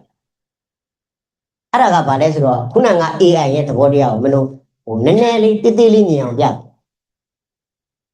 predictive AI ရဲ့သဘောထားပဲမင်းကဒီလိုဗီဒီယိုတွေခဏကြည့်တဲ့အတွက်ဒီကောင်ကတော့ဒီလူကတော့ဒီကြည့်နေတဲ့လူကတော့ဒီလိုအကြောင်းအရာတွေကြိုက်တယ်ဆိုတာသူတို့ရ data အချက်လက်တွေကိုစစ်ပြီးတော့မှမင်းကိုနောက်ထပ်ကြည့်ရမယ်ကြည့်တဲ့ဗီဒီယိုတွေထပ်ထုတ်ပေးတာအဲ့ဒါကိုဘာလို့ခေါ်လဲ predictive AI အချက်လက်တွေကိုကြည့်ပြီးတော့ထက်ကဖြစ်နေတဲ့အချက်လက်တွေကိုကြည့်ပြီးတော့ကြိုတင်ခံမှန်းပေးတဲ့ AI လို့ခေါ်တယ်နောက်တစ်ခုကကျတော့ generative AI သူကကျတော့ခံမှန်းပေးတာမဟုတ်မင်းတို့အသစ်တွေထုတ်ပေးဘလို့အသစ်လက်တွေလဲအသစ်တွေလဲဥပမာဆိုရင်ပုံတွေထုတ်ပေးတယ်စာတွေရေးပေးတယ်ကြပြားတွေရေးပေးတယ်ဗီဒီယိုတွေလုပ်ပေးတယ်အခုတကြံမှာဆိုရင် AI ကထုတ်ပေးတဲ့တဘာပဲလေတချင်းတွေထွက်လာဒီလုံးတွေထွက်လာတယ်မင်းတို့ AI နဲ့လုပ်ထားတဲ့ပုံတွေ AI နဲ့လုပ်ထားတဲ့ဗီဒီယိုတွေမတွေ့ရဘူးလားတွေ့ရတယ်အဲ့ဒါကဘယ်ထဲမှာပါတာလဲ generative AI generate လုပ်ပေးတာရမယ်နော် generative AI အခုကိစ္စဆရာမတွေဆိုရင်အရင်ကောင်းတာဗောအရင်တော့ဆိုရင်မင်းတို့စသင်မယ်ဆိုရင်အကြောင်းမှာအခုသူငယ်တိုင်းနေစသင်တာမဟုတ်လားကာကြီးကလေးငယ်80ဝယ်ခါခွေးခေကုံမာလေးကျုံဆိုတော့ပုံလေးတစ်ပုံဆွဲမယ်ဖေပန်းလေးပန်ပြီးတော့မမလေးကပြုံးနေတဲ့ပုံမင်းတို့ဆွဲဖို့လွဲမလားလွဲမလားတွန်းနေโอเคအခုခေတ်လွယ်သွားပြီ AI ကိုအသာလေးခိုင်းလိုက်အောင် မြန်မာလိုရိုးရှင်းရှင်းလေးပဲမြန်မာမလေးတယောက်ကသပင်ကန်းလေးပန်ပြီးပြုံးနေတဲ့ပုံလေးကျွန်တော်လုပ်ပြပါ10မိနစ်ထက်ကြော်ရင်ကျွန်တော်ပါလာရမလားဒါက AI ကိုမင်းတို့နေ့စဉ်ဘဝတွေကိုဆွဲခေါ်ပြီးတော့တုံးလို့ရတဲ့ဆိုတဲ့တိကျထင်ရှားပြီးတဲ့အချက်လက်အများကြီးပဲကျောင်းသားကလည်းကျောင်းသားနေရာကနေမင်းတို့လိုအပ်တယ်လို့တုံးလို့ရတယ်ဆရာမကလည်းဆရာမနေရာနေတုံးလို့ရတယ်ဒီကျောင်းမှာထမင်းချက်တာဝန်နေတဲ့တာဝန်ယူနေတဲ့အန်ဒီတွေကိုတွေဦးတွေတော်တော်တွေကလည်းတုံးလို့ရတာပဲကျွန်တော်တို့ကျောင်းကတရက်ထဲနဲ့ပိတ်မှာမဟုတ်ဘူးနှစ်ရှည်လာများလုံနေတာမှာဟုတ်လားကျောင်းကကျောင်းသားတွေကသူတို့ကြိုက်တဲ့ဟင်းတွေကိုပြုစုပြီးတော့တစ်နှစ်စာအတွက်ဘယ်ရက်မှာဘယ်လိုဟင်းတွေချက်ရပြီးတော့ရာသီဥတုနဲ့ကိုက်ညီအောင်ဘယ်လိုအစားအသောက်တွေသူတို့ကျွေးရမလဲ AI ကိုမေးထားလိုက်သူအုံတော့ချက်သက်တာဝိုင်းမဟုတ်ရင်မနေ့ကဈေးမှာဘာဝယ်ရမလဲမသိဘူးနောက်တော့အလူရှင်လာရင်ဒီလူရှင်ပြီးခဲ့တဲ့နှစ်တော့ဝတ်သားနဲ့ကြေးသွားတာဒီတစ်နှစ်လည်းဝတ်သားဆိုရင်သူစိတ်ညစ်နေမှာပေါ့ညှိညူနေမှာပေါ့ဟုတ်တယ်မဟုတ်အဲ့တော့ဘယ်လိုလူတန်းသားအရင်အမျိုးမျိုးမဆို generative AI predictive AI ဒီ AI ရဲ့အကူအညီနဲ့မင်းတို့ရဲ့လုပ်ငန်းဆောင်တာချောမွေ့မြန်ဆက်ဆက်တွတ်လက်နဲ့သွားလို့ရအဲ့တော့နောက်ထပ်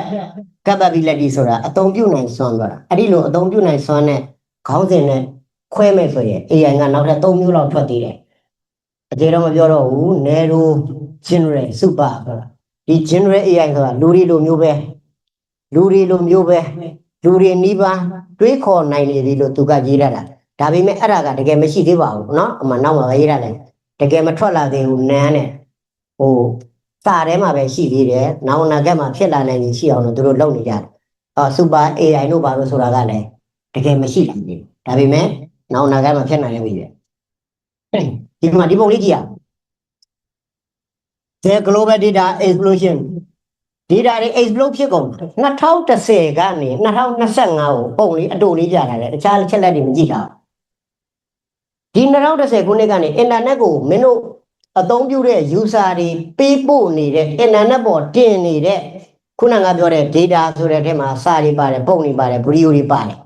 အဲ့ဒါတွေကဘလောက်တောင်ဖောင်းပွားလာတယ်လဲပေါက်ကွဲလာတယ်ဆိုရင်185 zettabyte ရှိတယ်2010ကနေ2025ဆို20နှစ်တာကာလခရီးမှာနောက်ဆိုရင်လည်းပိုများဖို့ပဲရှိတယ်အဲ့ဒီလိုပိုများနိုင်ကြီးဆိုတာကနိုင်ငံတွေရဲ့အခြေအနေပေါ်မူတည်တယ်အင်တာနက်အသုံးပြုနိုင်တဲ့နိုင်ငံတွေများတဲ့အခါကျတော့ data တွေအများကြီးရောက်ငါတို့မြန်မာနိုင်ငံမှာဆိုရင်အခုနိုင်ငံအခြေအနေမကောင်းလို့အညာဘက် data တွေမှာ internet line တွေဖြစ်တာအဲ့ဒီက data တွေက internet ပေါ်မရောက်နိုင်မျိုးပြနဲ့တောနဲ့တော့မတူဘူးဟုတ်လားနိုင်ငံအဆင့်မပြောနိုင်ရမယ်နော်နောက်တစ်ခု the scale of digital connectivity မင်းတို့အသုံးပြုတဲ့ AI တွေကိုဖြစ်ပေါ်လာဖို့အဲ့ဒီ data တွေစုဆောင်းနေယူတဲ့အခါရယူတဲ့အခါကြရင်အသုံးပြုတဲ့ digital device network device တွေက29.3 billion ရှိတယ် IoT internet of things ဆိုတာကတော့ကွန်ပျူတာတို့မင်းတို့ဖုန်းတို့နဲ့သဘောတရားချင်းဆင်နေမယ်မဟုတ်ဘူးအခုဥပမာ solar တွေဘာတွေဘေးမှာတက်ထားတာညာဘက်ပေါင်သွားရင်ဘလို့တို့လမ်းဘေးမှာတက်ထားတဲ့မီလုံးလေးတွေအလင်းအောင်မရှိတော့ဘူးဆိုရင်သူကမိတ်သွားတာတို့လက်မှာပတ်ထားတဲ့ဒီ smart watch တို့မင်းတို့ရဲ့သွေးခုန်လုံးတွေဟုတ်လားနှလုံးခုန်လုံးတွေမင်းတို့ရဲ့သွေးတွင်းကြားဓာတ်တွေအဲ့ဒါတွေယူပြီးတော့တဏှာရာကို data အနေနဲ့ပို့ပေးတဲ့လုပ်ငန်းစဉ်တွေကိုသူကလုပ်တာအဲ့လို device တွေမှန်သမျှအကုန်လုံးက IoT ဆိုတဲ့စကားနဲ့မှာပါတယ်နောက်တစ်ခုခုနက predictive AI ရဲ့ generative AI ရဲ့ဆိုပြီးတော့ပြောခဲ့တဲ့ထဲက generative AI အတွက်ပုံလေးဒီပုံကလည်းကျွန်တော်ဘာသာဆွဲလို့ရမှာမဟုတ် AI ကိုပဲခိုင်းလိုက်တာ AI နဲ့ပတ်သက်တဲ့ခုရေးတာဒီအကုန်လုံးကကိုယ့်ဘက်ကိုလောက်ထားတာတကယ်နေတယ်နော်ဒီထဲမှာမင်းတို့လာပြောပြတာ AI အကြောင်းအဲ့ဒီ AI အကြောင်းကိုလည်း AI လောက်တော့ဆရာမသိဘူးမင်းတို့ကိုပြောပြီးဖို့မင်းတို့ရဲ့အသက်အရွယ်နဲ့ကန့်သက်ချက်တွေကိုမေးပြောပြီးတော့သူ့ကိုပဲပြန်မေးထားတာဒီချက်လက်တွေအကုန်လုံးကရမလား generative AI ဘာတွေလုပ်နိုင်လဲ content generation အကြောင်းအရာတွေကို generate လုပ်တယ်ကြပြားတွေရေးနိုင်တယ်စာတွေရေးနိုင်တယ်ဝတ္ထုတွေရေးနိုင်တယ်ဆက်လန်းတွေရေးနိုင်တယ်မင်းတို့လုပ်ငန်းသုံးတဲ့လူတွေဆိုရင်လည်းမင်းတို့လုပ်ငန်းတွေအတွက်ဘာဖြစ်လဲ post တွေဘာတွေတင်ဖို့ကြော်ညာတာတွေဘာတွေရေးပြီးနိုင်အခုဒီမှာအလူရှင်တွေနဲ့ပတ်သက်တဲ့ဈေးရင်တွေပုံတွေအကြောင်းအရာတွေ AI ကိုအချက်လက်တွေရေးခိုင်းလို့ရတယ်နေရမလားမင်းတို့ကြောင်းတွင်းလုံးနိုင်ဖို့အတွက်ကြပြားလေးတွေရေးမယ်စာလေးတွေရေးမယ် real time translating AI ရဲ့အကူအညီနဲ့မင်းတို့ကဘာသာစကားအားနည်းချက်တွေကိုမင်းတို့ရဲ့ဘဝတွေကနေတစ်ဆင့်ကျော်သွားလို့ရတယ်အရင်တော့ဆိုရင်တရုတ်လိုရေးထားတဲ့စာတပုတ်ဖတ်ဖို့မလွယ်ဘူးဟုတ်လားအခု AI ရှိလာတယ်မင်းတို့ကတရုတ်လိုရေးထားတဲ့စာဖတ်လိုက်ငါ့ကိုမြန်မာလိုပြန်ပြောင်းပေးပါဆို तू ကမြန်မာလိုချောမွေ့စလုံးပေါင်းတပ်ပုံကအစကောင်းမွန်နဲ့မင်းတို့ပြန်ပေးနိုင်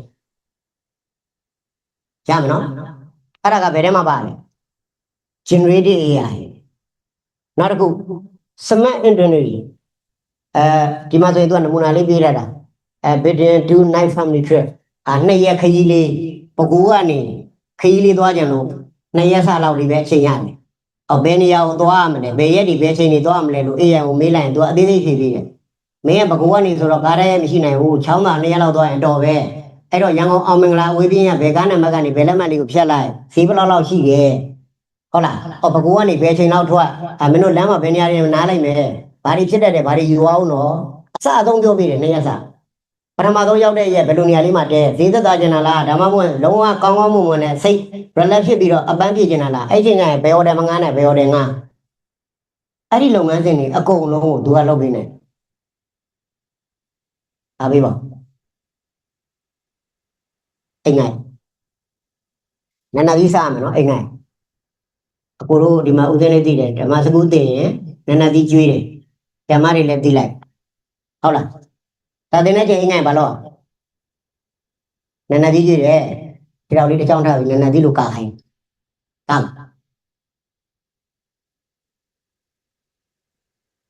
နောက်တစ်ခု AI read and edit ဟုတ်ပြီခုနကရှေ့မှာပြောခဲ့တဲ့ AI ရဲ့အကြောင်းတွေ AI တခုဖြစ်ပေါ်လာပုံတွေဘယ်လိုသုံးလို့ရတယ်ဘယ်လောက်စွမ်းတယ်ဘယ်လောက်မြန်ဆန်တယ်ဘယ်နေရာတွေမှာအသုံးတည့်တယ်ကောင်းတဲ့အချက်တွေပဲအများကြီးပဲပြောခဲ့တယ်ဒါပေမဲ့နောက်ထပ်စဉ်းစားသင့်တဲ့အချက်တွေတွေကဘိုင်းရန်ဖက်နဲ့ AI ကနေငါတို့ကိုယ်တော့အန်ရဖြစ်စေနိုင်တဲ့မှားရွံ့နိုင်တဲ့အချက်လက်တွေကိုပေးတဲ့အခါကျရင်အဲ့ဒါတွေကိုကိုယ်ကဆွဲမိဖို့လို့နောက်တစ်ခုက privacy and security မင်းတို့ရဲ့အရေးကြီးတဲ့အချက်လက်တွေကို AI ရဲ့ prompt ထဲမှာထည့်ပြီးတော့မပေးပါနဲ့ကိုသုံးတဲ့ KB ဖုန်းနံပါတ်တို့ KB password တို့ဒါမှမဟုတ်ကိုယ့်ရဲ့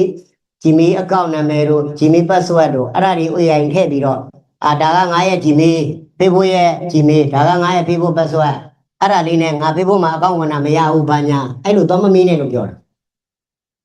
ဟုတ်လားဘယ်လိုမေးလို့ရလဲငါကွန်ပျူတာကနေ browser ကနေ Facebook account ဘယ်လိုဝင်လို့ရမလဲ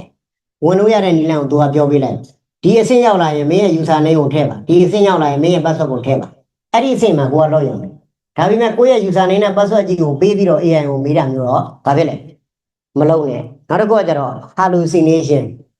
AI ကဖြီးတဲ့ဘာဖြစ်လဲဖြီးတာဆိုတာအပြင်မှာဘယ်လိုပြောဒီကောင်ဖြီးနေတာပါကွာဒီကောင်ဖြီးနေတာပါကွာဟုတ်လား तू ကမသိဘူး AI ကတချို့ထားဒါပေမဲ့ तू ကမသိဘူးလို့လုံးဝမငြင်းဝင်တော့သိတယ်လို့နဲ့ဆရာကြီးလို့နဲ့မှန်တယ်လို့နဲ့ तू ကမင်းတို့မေးခွန်းကိုအငြင်းတန်းဖြစ်အဲ့ဒီအခါကျရင် तू ပေးလိုက်တဲ့အဖြေကမှားနေတယ်ဆိုတာမျိုးတော့ငါတို့ကသုံးသပ်နိုင်တဲ့အခြေအနေသုံးသပ်နိုင်တဲ့ critical thinking အတွေးအခေါ်ငါတို့မှရှိနေဖို့တော့လိုတယ်ငါတို့ကစကိက AI ကိုသုံးနိုင်မှုပွားထားတဲ့အခြေအနေနိုင်ငံတစ်နိုင်ငံနဲ့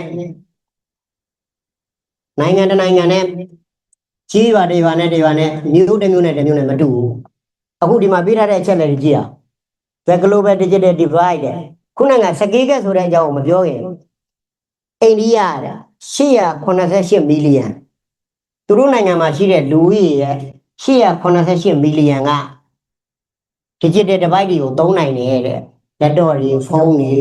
ကွန်ပျူတာတွေsmart watch တွေ tablet တွေအဲ့လိုမျိုးဟာတွေပြောနောက်သွားကြည့်လိုက်စစ်စစ်ပဲ China Pakistan Nigeria Indonesia ဒါနည်းနည်းပဲထုတ်ပြထားတာပေါ့နော်ငါတို့မြန်မာလည်းပါလာတယ်ပါလို့ပဲ AI ကိုသုံးပြီးတော့မင်းတို့ငါတို့ကဒီကနေပြောပြပေးနိုင်နေတာဒါပေမဲ့နိုင်ငံရဲ့အခြေအနေပေါ်မူတည်ပြီးတော့ငါတို့ဒီမှာဆိုရင်မီးမရတဲ့နေရာတွေမှာဆိုရင် internet သုံးလို့ရမရဘူးကွန်ပျူတာလည်းသုံးလို့မရဘူးစက်ပစ္စည်းတွေမဝင်နိုင်တဲ့အခါကျရင်ကြီးမားတဲ့စူပါကွန်ပျူတာကြီးတွေ AI တွေကိုကိုယ်တိုင် train နိုင်ဖို့အတွက်ကွန်ပျူတာကြီးတွေအဲ့ဒါကြီးတွေမဝင်နိုင်ဘူးဆိုရင်အဲ့ဒီလုပ်တွေလုပ်လို့ရမရဘူးအဲ့လိုအချင်းချင်းတွေမတူတဲ့အတွက်စကေးတွေကိုသင်ယူတဲ့နေရာမှာနိုင်ငံတစ်နိုင်ငံနဲ့တစ်နိုင်ငံလူကြီးတယောက်နဲ့တယောက်ကမတူနိုင်ဘူးငါတို့မျိုးပေါ်မှာအခုမီးသိမ့်မပြတ်ဘူးမီးမှန်တယ်အင်တာနက်လိုင်းကောင်းတယ်ဒါမှမဟုတ်ကိုပတ်ကိနဲ့ကိုဝယ်ပြီးသုံးမယ်ဆိုရင်လည်းအင်တာနက်ကိုဈေးသက်သာတယ်အဲ့ဒီလူတွေနဲ့ဟိုးနယ်အစွန်တွေကိုရောက်နေတယ်မီးမမှန်ဘူးအင်တာနက်မလွယ်ဘူးဖုန်းတွေဘာတွေမဝယ်နိုင်ဘူး အဲ့ဒီနေရာကလူတွေနဲ့သုံးနိုင်တဲ့ပမာဏတူပါမလားမတူဘူးအဲ့ဒါဆိုရင်လေ AI ကိုသင်ယူပြီးတော့ကိုယ့်ရဲ့စကေးတွေကိုညှင့်တဲ့အခါလူတန်းစားတစ်ရက်နဲ့တစ်ရက်ကတူမှာမဟုတ်ရမယ်နော်အဲ့တော့ဏီကုန်းချုပ်လေးပြောပါမယ်အပြင်မှာမေးများနေတဲ့မေးခွန်းအခုမင်းတို့တွေကလည်းမေးတတ်လိုက်မယ်ထင်ပါတယ်ဘာလဲဆိုတော့ဟုတ်ပြီ AI ကဒီလောက်ကောင်းလာရင်ကျွန်တော်တို့လူတွေရဲ့နေရာမှာဒီ AI တွေကအစားထိုးသွားမှာလားလူတွေရဲ့နေရာမှာ AI ကအစားထိုးသွားမှာလားပကြီးဆရာတယောက်ပုံဆွဲတော်တယ်ငါတို့ AI ကိုခိုင်းလို့လည်းမရဘူးတကြီးဆရာတယောက်တချင်းကြီးရေးတတ်တယ်ငါတို့ AI ကိုတော့တချင်းရေးခိုင်းလို့မရဘူးစာရေးဆရာတယောက်စာရေးနိုင်တယ် AI ကိုလည်းရေးခိုင်းလို့မရဘူးရင်းလည်းပြန်တယ်ကိုထုတ်ပေးနိုင်တာလည်း data တွေအများကြီးနဲ့ထုတ်ပေးနိုင်တယ်မင်းတို့မေးတယ်မေးခွန်းမင်းတို့တစ်ခုခုသင်ယူတင်တယ်သူ့ကိုညီပြီးသင်ခိုင်းလို့ရတယ်ကိုဆရာတယောက်အနေနဲ့သင်ခိုင်းမှလားဒါမှမဟုတ်ကိုယ့်ရဲ့ဘေးကငယ်ချင်းတယောက်အနေနဲ့ AI နဲ့အတူတူလေ့လာမှလားကိုကဆရာဖြစ်နေပြီဆို AI ကိုကိုယ့်ရဲ့တပည့်နေရာမှာထားပြီးတော့စမ်းပြီးတော့သင်တန်းမျိုးတွေလုပ်ကြည့်မှလားအကုန်လုံးရတယ်အဲ့တော့ဖြစ်တဲ့အဖြေကဘာလဲဆိုရင်လူတွေကို AI ကအစားထိုးသွားမှာတော့မဟုတ်ဘူးဒါပေမဲ့ AI မသုံးတတ်တဲ့လူတွေရဲ့နေရာမှာ AI သုံးတတ်တဲ့လူတွေကအစားထိုးသွားမှာရမယ်နော်အဲ့တော့ကိုကအခု2026 AI ခေတ်ရောက်နေပြီအခြေခံအကြဆုံးအချက်လက်ကဘာလဲဆိုရင်ကွန်ပျူတာသင်မှာ AI ခေတ်မှာဘာဖြစ်လဲကွန်ပျူတာသင်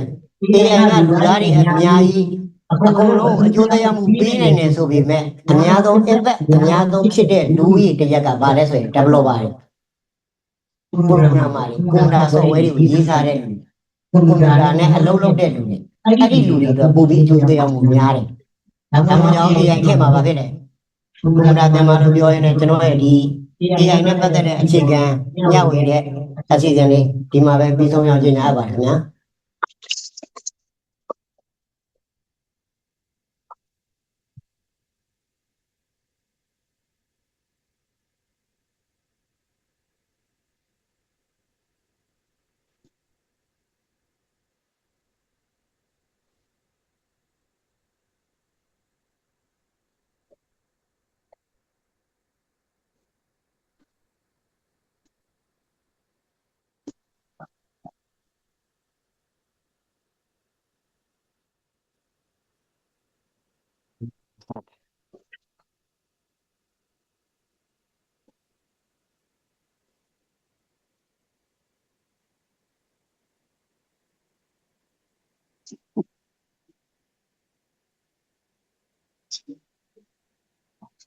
Don't know. တင်ပြပြီး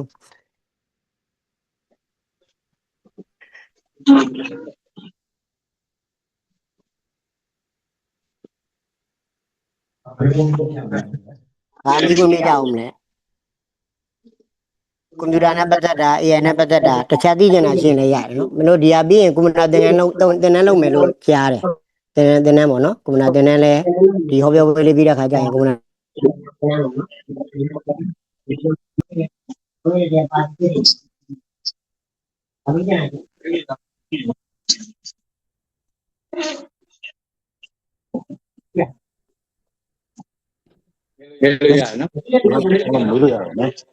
ပထမတစ်မျိုးကအကုန်လုံးသိနေလို့မမေးတာနောက်တစ်မျိုးကဘာမှမသိဘူးဘယ်ထဲမှာပါ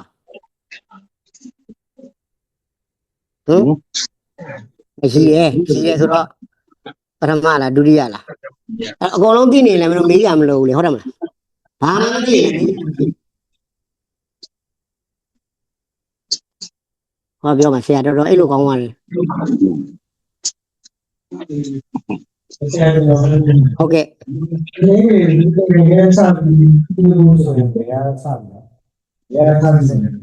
ဘယ်ရသတင်လဲဆိုတော့ AI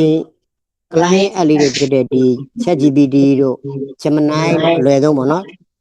တခုနဲ့တခုအသက်ချက်တွေရှိပဲဆိုပေမဲ့ Gemini ကမြန်မာစကားပြောတဲ့နေရာမှာပို့ပြီးတော့သူကစမှုဖြစ်တယ်ပို့ပြီးတော့စမှုဖြစ်တယ်မြန်မာအသုံးလုံးမြန်မာစကားကိုမြန်မာနဲ့နီးနီးစပ်ပြီးကိုကောင်းကောင်းမွန်မွန်ဖြစ်တဲ့အတွက်အဲ့လိုလွယ်တဲ့အလေးတစ်ခုကနေလက်တွေ့သုံးကြည့်ပါလို့ပဲပြောတယ် AI ကိုသုံးတတ်ဖို့ကတော့ AI ကိုလက်တွေ့သုံးကြည့်ပါ ဖုန်းတစ်လုံးသုံးမဟုတ်ကွန်ပျူတာရဲ့ browser တစ်ခုကနေလက်တွေ့သုံးကြည့်ပါ ကျမတို့ရဲ့သတ်တော်လေးအဲဒီပုံစံပြည့်စုံခြင်း ဘာတွေသုံးပြလဲညောက်ပြပါ ပြန်ပြီးတော့ပြန်တော့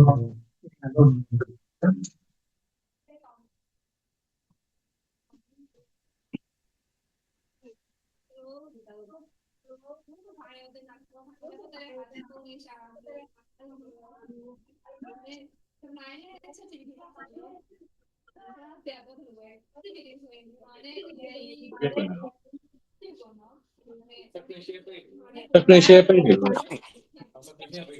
Screen share ပိတ်လိုက်လို့ ဒီကောင်ကရှယ်လိုက် အဲ့ဒါကင်မရာထောင်ထားတဲ့ဟာပိတ်နေအဲ့ဒါကင်မရာထောင်ထားတဲ့ဟာပိတ်နေ ဒီမှာဒီချင်းရဲ့ချင်းကဆိုတော့ဒီရဲ့ကိုမင်းတို့ရဲ့မေလုံးတို့တွေကပြန်ကုန်နေလေဒီပြန်ပြောတင်နေတော့ပြန်ပြောတင်နေတော့ဆင်းနေတယ် Okay okay ဒီနာတော့ဘယ်ရမ်းဆိုပြီးတော့ကျင်းလာလိုက်တယ်ဒီတော့ဒီမှာတက်မေလို့ရတယ်ဒီမှာတက်မေလို့ဘုံတောင်းတဲ့တော့ပပါရာတွေလည်းလုပ်လို့ရတယ်ဘုံတောင်းတဲ့အပြင်လည်းတော့ဒီလိုက်ဖက်ကိုညလို့ဒီလာပြီးပြောပြရတယ် အဲ့ဒီမှာရေးကြည့်တဲ့တစ်ချက်ကကွန်တက်ပေါ့ကွန်တက်ကိုကမေးတဲ့မေးခွန်းကဆရာပြောသလိုမျိုးအရေးချင်းရှိရှိပို့ပြီးတော့ကောင်းကောင်းမှုမမေးတဲ့အနံပါတ်1တစ်ချက်ဒုတိယတစ်ချက်က row AI ကိုဘယ်နေရာကနေကိုယ့်ကိုဖြည့်သေးခြင်းလဲဆိုတာအရေးကြီးတချို့ကအဲ့ဒီဟာကိုမပါအောင်မပေးဘဲနဲ့ဒီတိုင်းမေးလိုက်တာကျွန်တော်ဗာလေးဖြည့်ပေးပါကျွန်တော်ဗာလေးပြောပြပေးပါ तू ကပြောပြပေးတဲ့အခါဘယ်နေရာကနေနေပြီးတော့ပြောပြပေးရမယ်ဆိုတာ तू ကမသိဘူးအဲ့တော့ तू ဖြစ်မယ်လို့ထင်တာနဲ့နေရာကနေပြောပေးလိုက်တကယ်တော့ကိုက AI ကိုမေးမယ်ဆိုရင်နှစ်ခုကွန်တက်မင်းတို့မေးတဲ့မေးခွန်းကောင်းရမယ်နောက်တစ်ခုသူ့ကိုနေရာတစ်ခုအရင်သတ်မှတ်ပြရမယ်ဥပမာ AI ကိုမေးတဲ့အခါကျရင်တကယ်ကျွမ်းကျင်ဆရာဝန်ကြီးတယောက်နေရာကနေကျွန်တော်ကိုဖြေပေးပါအဲ့လိုဆိုရင် तू က role တစ်ခုပေးလိုက်တာ AI ကိုကျွမ်းကျင်ဆရာဝန်ကြီးဆိုတဲ့ role ကို AI ကိုပေးလိုက်တာဖြစ်တဲ့အတွက် तू ကအဲ့ဒီကျွမ်းကျင်ဆရာဝန်ကြီးဆိုတဲ့နေရာ role ကနေမင်းတို့ကိုဖြေပေးမှာဘာမှမသိတဲ့ကောင်လေးတယောက်နေရာကနေဖြေပေးပါဆိုရင် तू ကဘာမှမသိတဲ့နေရာကနေမင်းတို့ကိုဖြေပေးမှာအဲ့တော့တော်တော်များများက AI သုံးတယ် ChatGPT သုံးတယ် Gemini သုံးတယ်မေးခွန်းတွေမေးတယ်ဒါပေမဲ့ role သတ်မှတ်ဖို့ကကြံနေခဲ့တာများတယ်အဲ့ဒါလေးတခုသတိထားပါနော်ကိုကကိုယ်ဘယ် role နဲ့ဖြေသေးချင်တာဥပမာပေါ့ဘိုင်ယိုသမားဆိုရင်လည်းအဲ့ဒါကိုကျွမ်းကျင်တဲ့တကယ် professor တယောက်နေရာကနေကျွန်တော်ကိုဖြေပေးပါဆိုတာမျိုးဒါမှမဟုတ်အပြင်မှာလက်တွေ့လုပ်နေတဲ့လုပ်ငန်းဝင်နေတဲ့တကယ်လုပ်ငန်းလုပ်နေတဲ့အဲ့ဒါနဲ့ပတ်သက်တဲ့လုပ်နေတဲ့လူတယောက်နေရာကနေဖြေပေးပါဆိုတာမျိုးအဲ့ဒါမျိုးသူ့ကို role တစ်ခုသတ်မှတ်ပေးပြီးတော့မေးနိုင်ရင်ပို့ပြီးတော့ရလက်တွေကမတူတဲ့ပို့ပြီးတော့ကောင်းမွန်တဲ့ကိုလိုချင်တာနဲ့ပို့ပြီးနှိစက်တဲ့ရလက်တွေရတတ်တယ်နော်အညီလေးတို့ AI နဲ့မေးပြီးတော့သုံးပြီးတော့မေးနေတယ်ဆိုရင်အဲ့ဒါလေးတော်တော်များများကြံခဲ့ကြတယ်ဖုန်းလိုက်တန်းပြီးမေးလိုက်တာပေါ့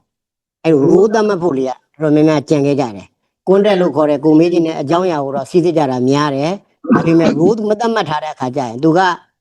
သူအစင်ပြေပဲထင်တဲ့နေရာကနေဖြေပေးလိုက်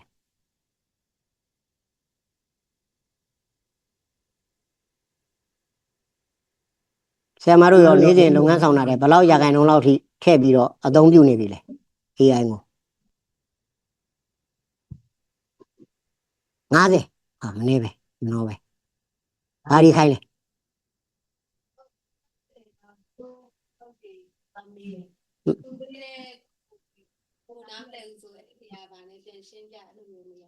ပေါ့ that's right ပဲအဲ့ဒါကခုနကနောက်ဆုံးကပြောခဲ့တဲ့ AI ကလူတိုင်းပေါ်တက်ရောက်မှုရှိတယ်ဒါပေမဲ့ developer တွေပေါ်မှာပုံပြီးတော့တက်ရောက်မှုရှိတယ်ဆိုတဲ့အချက်အဲ့ဒီ AI ကိုဖန်တီးထားတာကိုဆိုတာက program တွေနဲ့ code တွေနဲ့ရေးထားတာ AI ကတော့တယ်အကုန်လုံးအတော်ဆုံးပါလဲလို့မေးကိုရေးတာအတော်ဆုံးပဲကဘာဘောကရှိသမျှ AI အကုန်လုံးရဲ့နံပါတ်1အတော်ဆုံးဒီကိုရေးတာအဲ့ဒါကြောင့် developer တွေ programmer တွေအရင်တော့ဆိုရင်လူ340လောက်နဲ့6လ9လလောက်အချိန်ယူပြီးရေးရမယ် software တစ်ခု project တစ်ခု code တစ်ခုက AI နဲ့ရေးတဲ့အခါကျရင်ခဏလေးနဲ့ပြီးသွားတယ်သူ့ကို code ရေးခိုင်းတယ်အမားကိုပဲသူ့ကိုပြန်ချခိုင်းလို့ရတယ်အဲ့ဒါက AI ကိုတုံးတဲ့အခါဒါမှမဟုတ် AI ခက်မှာကွန်ပျူတာသင်မှာဆိုတာအဲ့ဒါပြောတာဗောနော် AI ခက်မှာကွန်ပျူတာသင်မှာနောက်တစ်ဆင့်အသေးစိတ်ထပ်ပြီးပြောရရင် programming သင်မှာမိခိုးမထွက်တဲ့ဆက်ယုံမဲ့ program တစ်ခုက ငါတို့မြန်မာနိုင်ငံကနေမလို့စဘာလေတွေကဆိုင်ဘယ်လောက်ထွက်မှာအပီစီတင်း40ပေါ့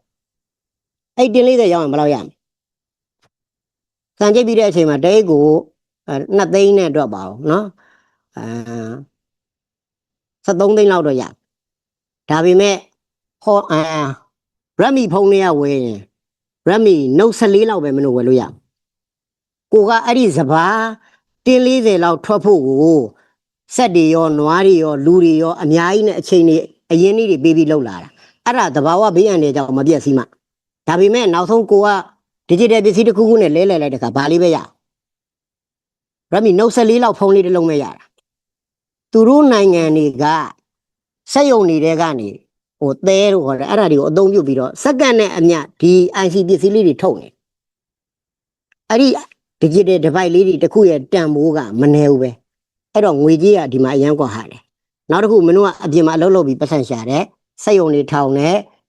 ခုနကပြောတာမီခိုမထွက်တဲ့စက်ယုံဆိုတာကကုတ်ရေးတာပဲ software ရေးတာ program ရေးတာနိုင်ငံခြားအင်ဝင်ရအကိုတို့တင်တဲ့သင်တန်းကဆရာဆိုရင်ဆရာလက်ပေါ်သိန်းဆိုတာ Fairway Technology ကသူကဘာလုပ်လဲဆိုတော့ဟိုခေတ်က website တွေမှာသုံးတဲ့ plugin လေးတွေရေးတာ plugin တစ်ခုကို$38နဲ့ရောင်းတယ်အခုထိလည်းရောင်းနေတော့$38ဆိုတာငါတို့အတွက်များပေမဲ့သူတို့နိုင်ငံအတွက်ကဘာမှမရှိဘူး$4,500နဲ့ပဲမြောက်$4,000နဲ့ပဲလွယ်အောင်မြောက်တယ်နော်4,340နဲ့1 သိန်းခွဲလောက်ဆိုရင်ရပြီဒါပေမဲ့အဲ့ဒါကတစ်လလောက်ပေးရမယ်အချိန်ကိုတက်တာသွားစေတယ်အဲ့ဒီတော့အဲ့ဒီဒါနဲ့လုပ်ငန်းရှင်တူတဲ့ plugin ဆိုရင်သူတို့ကကိုယ်တိုင်မရေးတော့အဲ့ plugin တွေရောင်းတဲ့ website တွေဝင်ပြီးရှာလိုက်တယ်ငါတို့နဲ့ကြိုက်တယ်ဥပမာဆိုပါတော့အကိုကဒီဓာတ်စီဈေးနေ့စဉ်ဖော်ပြပေးတဲ့လုပ်ငန်းဆောင်တာလေးအကိုတို့ရဲ့ website ဒီမှာဆိုရင်အလင်းစစ်ဆိုရင်အလင်းစစ်ကြောင်းရဲ့တင်ထားတဲ့ website ရဲ့တက်နေရာလေးမှာ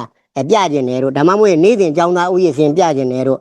ကြောင်းရဲ့တလားသာအလူရှင်ဘယ်ရက်မှရှိမရှိအဲ့လိုမျိုးလေးပြကျင်တဲ့ plugin လေးတို့အဲ့ဒါလေးတစ်ခုကိုညီမလေးဆိုရင်သိတယ်ကိုယ်တိုင်ကုတ်ရေးနေတာရေးဖို့အတွက်ကအချိန်ကြီးအများကြီးပေးရမှားတာတွေမှားလိုက်ပြင်လိုက်မဟုတ်ဘူးပြင်လိုက်ရေးလိုက်လိုင်းပေါ်မှာတက်ပြီးတော့ plugin လေးဝင်လိုက်ရင်$30ဝန်းကျင်ပဲပေးရတယ်ဒါပေမဲ့ဝယ်တဲ့လူဦးရေကသူရောင်းတဲ့ plugin တစ်ခုမှာ$4,000ကျော်ရှိတယ်$30နဲ့ရောင်း$4,000ဆိုဘယ်လောက်ဖြစ်မလဲမင်းတို့အပြင်မှာအလုပ်ထွက်လို့10နှစ်လောက်လုပ်ရင်တော့မရနိုင်တဲ့ပတ်စံအဲ့တော့မီခိုမထွက်တဲ့စက်ရုံဆိုတာ programming သင်မှာ coding သင်မှာအဲ့ဒါမြန်မာနိုင်ငံကနေနိုင်ငံခြားအင်ကန်များများဆဆရလာနိုင်မဲ့အချက်တွေကတစ်ခုပဲ transportation သယ်ယူပို့ဆောင်ကလည်းပေးကြမလို့ကိုယ်ဝယ်တဲ့လူငွေလွှဲတယ်ကိုကအဲ့ဒီ plugin အသုံးပြုခွင့်ပေးလိုက်အောင်အဲ့ဒါလေးပေးလိုက်ရမယ်နော်အရန်ကောင်းတယ် coding သင်တဲ့လူတွေဆိုရင်ဒါ AI က coding မှာအတော်သုံးပဲတခြားနေရာတွေမှာလည်းတော်တယ်ဆိုပေမဲ့တခြားပေးချင်တာရှိသေးလားမေးပါပေါ့ပါမေးနော်ပေါ့ပါမေးကွန်မနာကျောင်းနဲ့လည်းမေးနော်အခုသုံးနေရတဲ့ကွန်မနာတွေမှာဘယ်လိုခက်ခဲဖြစ်နေလဲဘာညာမေးရရနော်ဘယ်လမ်းကြောင်းတွေဟိုသွားတင်လဲကိုကမောင်ဆရာပေါ့တမီးတို့ကတော့ basic ပြီးသွားပြီတမီးကတော့ basic ပြီးသွားပြီအခုခေတ်ရှင်နေရဘာတွေဆက်ပြီးတော့တင်တယ်လဲပေါ့နော်မေးပါ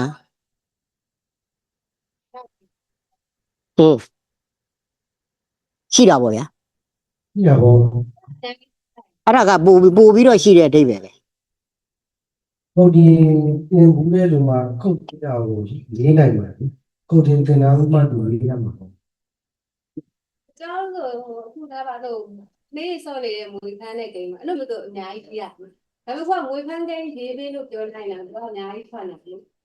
။အကုန်လုံးပဲ copy ပြီးတော့ run လိုက်ရုံပဲလေ။အဲ့လိုမျိုးဆိုအဲ့လိုကုတ်တင်ရတဲ့ဒိတ်ပဲမရှိတယ်။ဒါကြတဲ့သူရေးပြတဲ့ကုတ်တရားတွေတော့နိုင်နေတယ်။ဟုတ်တာပေါ့အဲ့ဒီခုနကပြောတဲ့ညီမခြေကငါတပည့်မေးတဲ့ထဲမှာပဲပါသွားတယ်။သူရေးတဲ့ကုတ်တွေကိုကိုကနားမလဲဘူး။နားမလဲတဲ့အတွက် AI နဲ့ခိုင်းတဲ့ခါကျအမှားယွင်းဖြစ်နေကိုကမပြင်တော့အဲ့ဒီကုတ်ရေးတဲ့လူတွေက AI ခေတ်မှာအခွင့်အရေးပိုတာတယ်ဆိုတာကအဲ့ဒါဝန်ဆောင်မှုအနေနဲ့တောင်လုပ်လို့ရတယ်အခု AI ပေါ်လာတယ်လက်ထဲမှာဖုန်းတွေရောက်သွားတယ်မင်းတို့လိုမျိုးငါးဖမ်းတဲ့ game လေးလုပ်ပေးပါဘာ game လေးလုပ်ပေးပါဘယ် software လေးလုပ်ပေးပါနေ့စဉ်ကျွန်တော်ရေးတဲ့ကျွန်တော်မှတ်ထားတဲ့မှတ်စုလေးကိုပုံမှန်ကိုအကြောင်းကြားနေမှာဗာလေးရေးပေးပါအဲ့လေးတွေရေးကြတယ်အတီးတီးပဲအများကြီးပဲ စမ်းကြတယ်ဘာလို့ဆိုတော့ AI ကကုတ်ရေးတာတော်တာကိုအဲ့ဒီရဲ့နောက်ွယ်မှာဘာတွေလိုအပ်လာလဲဆိုတော့အဲ့ဒီကုတ်တွေကစိတ်ချရရလားစိတ်ဖြစ်ရလားအမားယွန်းကင်းရလားမင်းကြီးလိုက်တဲ့ခုနက AI ကိုခိုင်းလိုက်တဲ့ကုတ်ထဲမှာ KB နဲ့ဓာတ်ရိုက်ငွေချေလို့ရတဲ့လုပ်ငန်းစဉ်တစ်ခုပါတယ်အဲ့ဒီရဲ့နောက်ွယ်မှားယွန်းနေတဲ့အချက်တစ်ခုပါတယ်ကိုက KB လွှဲလိုက်ဒီကိုမရောက်ဒါမှမဟုတ်ရင်အဲ့ဒီကနေပါလာတဲ့နောက်ွယ်ကနေမတမာတဲ့ကုတ်တွေပါလာလို့သူ KB အကောင့်တွေကပိုက်ဆံတွေအခိုးယူခံရရတယ်အကြောင်းအရာတွေအများကြီးဖြစ်နေဒီလိုကိစ္စတွေကိုဖြေရှင်းဖို့ကကုတ်ရေးရတဲ့လူမှပဲဖြေရှင်းလို့ရကုတ်ရေးရတဲ့လူကမင်းတို့လိုရေးခြင်းတဲ့ကောင်တွေကုတ်ရေးကြမင်းတို့မားနေတဲ့အမားတွေကိုငါတို့ကဒိုင်ငံဖြေရှင်းပေးမယ်ဥပမာပေါ့နော်မင်းတို့အခုပကြီးတင်နဲ့ဗပုတင်နဲ့ဘာလုပ်တဲ့ညာလုပ်တဲ့တင်နဲ့လှုပ်ပြလိုက်တယ်မင်းလုပ်ကြရတယ်ဘာမှမဖြစ်လို့ကြငါကိုတော့ပုံမှန်ဆိုရင်30ယူတယ်โอเคမင်းတို့မားလာလို့ပြင်လိုက်ငါ90ယူရမယ်နော်နောက်တစ်ခုကကြတော့အခု AI နဲ့ပတ်သက်တဲ့ agent တွေဆင်ထိဖြစ်လာအဲ့ဒီ agent တွေအရင်တော့ဆရာပြောခဲ့တယ်ဆရာကုမနာဘာ Windows တင်သုံးတယ်ဆရာကပြောတယ်အခုခေတ်မှာ Windows အဲ့လိုမျိုးကြီးမတင်နေတော့ဘူးဒါကြီးက easy ဖြစ်သွားဝယ်လိုက်ရင်လည်းပါကိုယ့်ကိုတင်လည်းဘာမှခက်တော့ဒါပေမဲ့အခု AI ခေတ်မှာဘာတွေလိုလာလဲဆိုတော့ agent တွေကိုဆက်ရက်လုပ်ပေးတဲ့ဟာတွေ developer တွေကိုရေးရတဲ့လူတွေကိုကျွမ်းကျင်တဲ့လူတွေအတွက်က agent တစ်ခုကိုယ့်ရဲ့လက်တော်ထဲမှာကိုယ့်ရဲ့ server မှာ online ကဝယ်ထားတဲ့ server တစ်ခုမှာ VPS တစ်ခုမှာဆက်ရက်လုပ်တာလွယ်တယ်လူတိုင်းတော့မလွယ်အရင်တော့က Windows တင်ပေးသလိုပဲလာခဲ့မင်းတို့ AI သုံးညင်တဲ့လူတွေ AI agent နဲ့သုံးညင်တဲ့လူတွေ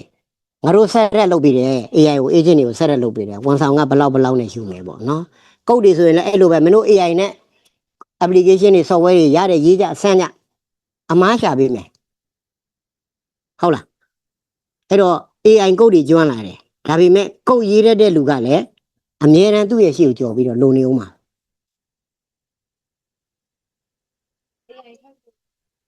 ပို့တော်ဖို့ပြောတာမဟုတ်ကိုရေးတဲ့ဥပဒေသားကအများကြီးမရှိဘူးမင်းကအခုဘာ program ဘာ language ကိုသုံးပြီးရေးလဲပေါ့ဥပမာ Python လား PHP လား JavaScript လားသူ့ရဲ့စမ်းသပ်တဲ့ documentation ကနည်းနည်းလေးပဲရှိအဲ့ဒီဟာကိုရပြီဆိုရင် AI က generally အရကြည့်ကောင်းအောင်အလုပ်ဖြစ်အောင်သူကလုပ်ပေးမှာဒါပေမဲ့အဲ့ဒါတွေကိုစီစစ်ပြီးတော့စေဖြစ်ဖို့ကိုကဒီမှန်ကန် transition အစအဆုံးစမ်းဖို့လုပ်ငန်းဆောင်တာတွေဆန်းလိုက်တဲ့အခါမှာလဲဒါကထွက်လာတဲ့ရလက်ကမှန်ကန်တဲ့ရလက်လားစမ်းနေဆိုရင်အဖြေထွက်မှာပဲထွက်လာတဲ့အဖြေကမှန်လားမှားလားကိုကဆုံးဖြတ်တဲ့အဲ့လိုဆုံးဖြတ်တက်ဖို့ကကိုကဒီကုတ်ရင်းတွေကိုကိုယ်တိုင်တက်နေမှာရေးတဲ့နေမှာမသိရဲနဲ့ရတယ်ရေးလို့ရတယ်မြန်မာလိုပဲခိုင်းရတာအကိုတို့ဒီမြန်မာလိုပဲလောက်ထားတဲ့ဟိုဟာတွေအများကြီးရှိပါတယ်တကယ်ရှုပ်ထွေးတဲ့ software တွေလည်းလောက်ထားတယ်အခုဆောင်းမဖြည့်တဲ့နေရာတာမဏိကျော်စာဖြည့်တဲ့နေရာဆိုရင်လည်းအခုတို့ AI ကိုအကူညီနဲ့အရင်တော့ကနဲ့လုပ်နေတာနှစ်တွေကြာပြီခက်လို့မပြီးဘူးဒါပေမဲ့တာမဏိကျော်30စာမေးပွဲဖြည့်ဖို့အဲ့ဒီဖြည့်တဲ့အမှတ်တွေထည့်ဖို့သူတို့ကိုစာဖြည့်ဝန်ကတ်တွေထုတ်ဖို့သူတို့ရဲ့ထည့်ပြီးတဲ့အမှတ်တွေကိုအမှတ်များရလိုက်ပါထုဒတွေခွဲပေးဖို့ပြီးရင်အောင်လက်မှတ်တွေထုတ်ဖို့အဲ့ဒီလုပ်ငန်းစဉ်တွေအတွက်ကိုအခု AI နဲ့ရေးလိုက်တာအရန်အချိန်တွေအများကြီးမပေးရပေမဲ့ပြီးသွားတယ်အဲ့ဒါကဘာဖြစ်လို့ပြီးလဲဆိုရင်ကျွန်တော်တို့ကိုယ်နိုင်ကကုတ်ရေးတတ်တယ်ဒီကုတ်တွေကမှားလားမှန်လားကျွန်တော်တို့ဆုံးဖြတ်နိုင်တယ်မေးတဲ့အခါကျရင်လည်း तू ပြနေတဲ့အပိုင်းကမှားနေတယ်ကိုကပြင်နေတယ်ဒါပေမဲ့ဘယ်အပိုင်းမှာဖြစ်နေမှန်းတော့ကိုကမသိဘူးဆိုရင်ပြင်ခိုင်းလို့မရဥပမာ website တစ်ခုမှာအပေါ်ပိုင်းပါတယ်အောက်ပိုင်းပါတယ် header footer sidebar ဘယ်ဘက် sidebar ပါတယ်ညာဘက် sidebar ပါတယ်မှားတာကညာဘက် sidebar မှာမှားနေတယ်ကိုက AI ကိုပြင်ခိုင်းနေတာဘာမှနားမလဲဘူးအဲ့ဒါလေးပြင်ပေးပါဟိုကရှိမှပြင်လိုက်ပြန်ပြီအဲ့ဒီခုနကတခုမှားနေတာမှန်သွားတယ်နောက်ထပ်ဒီနေရာလေးပါထပ်မှားသွားတယ်ဟာမဟုတ်သေးဘူးဒီဟာမပါဘူးဒါမပါခြင်းဘူးမင်းဒါကြီးပါမှားသွားတယ်ထပ်ပြင်ပေးပါဦးโอเคဒါကိုပြင်ပေးလိုက်တယ်ဒီအောက်ကဖုတာလေးမှာထည့်ထားတဲ့စက်လုံးလေးတွေနေရာရွေ့သွားတယ်အဲ့တော့ကိုကဒါကစိုက်ပါလားဒါကဟက်ရာလားဒါကဒီဟိုပါလားအဲ့ဒါတွေကိုနိုင်ကသိနေတဲ့လူမှသာလေရင်သူ့ကိုခိုင်းရတာပို့ပြီး smooth ဖြစ်တယ်သူပေးတဲ့ရလက်တွေကလည်းဖြစ်တဲ့နဲ့မဖြစ်တဲ့ဘူးမှန်တယ်မှန်တယ်မှားတယ်သူ့ကိုဘယ်လိုမေးရမလဲအစားပို့ပြီးတော့ဒီရသည်နီးနီးဆက်ဆက်သိတယ်ဗောနော်ကွန်ပျူတာတင်မှာကုတ်ရင်းတင်မှာနော် AI ခေတ်မှာကွန်ပျူတာတင်မှာကုတ်ရင်းတင်မှာ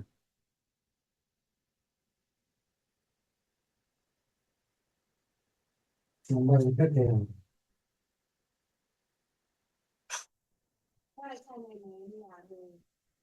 ပြန်မေးလိုက်ပြန်ဆိုတော့ဒီကအဲ့ဒါကိုကနားမလည်လိုက်ပြန်မေးလိုက်သူပေးနိုင်တဲ့ကိုကပုံရကိုကျန်းလာ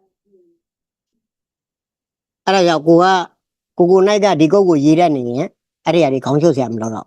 ခိုင်းမယ်တချို့တုံးတန်းဟောနောက်တစ်ချိန်သူ့ကိုပြင်ခိုင်းစရာမလိုပဲကိုယ့်ဘာသာကိုကုတ်ထဲမှာဝင်ပြီးတော့ပြင်လိုက်အဲ့တော့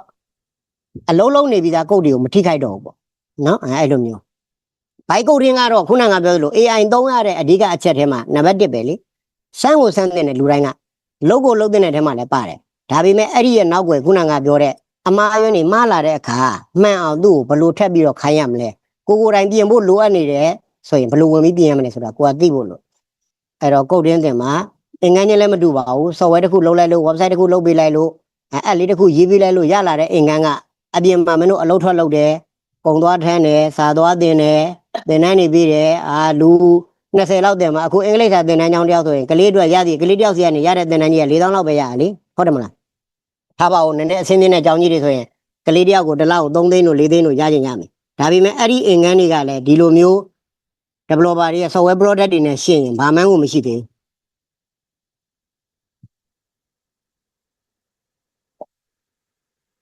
ဒါမေးပြရှိသေးလေကျွန်တော်ကနံပါတ်1ဆရာဘာမှန်းခုနကတရားမကြားလိုက်တော့အခုမေးစရာမရှိဘူးပြဟုတ်လားနံပါတ်1ရှိတယ်ဆိုတော့နံပါတ်1 ဒီ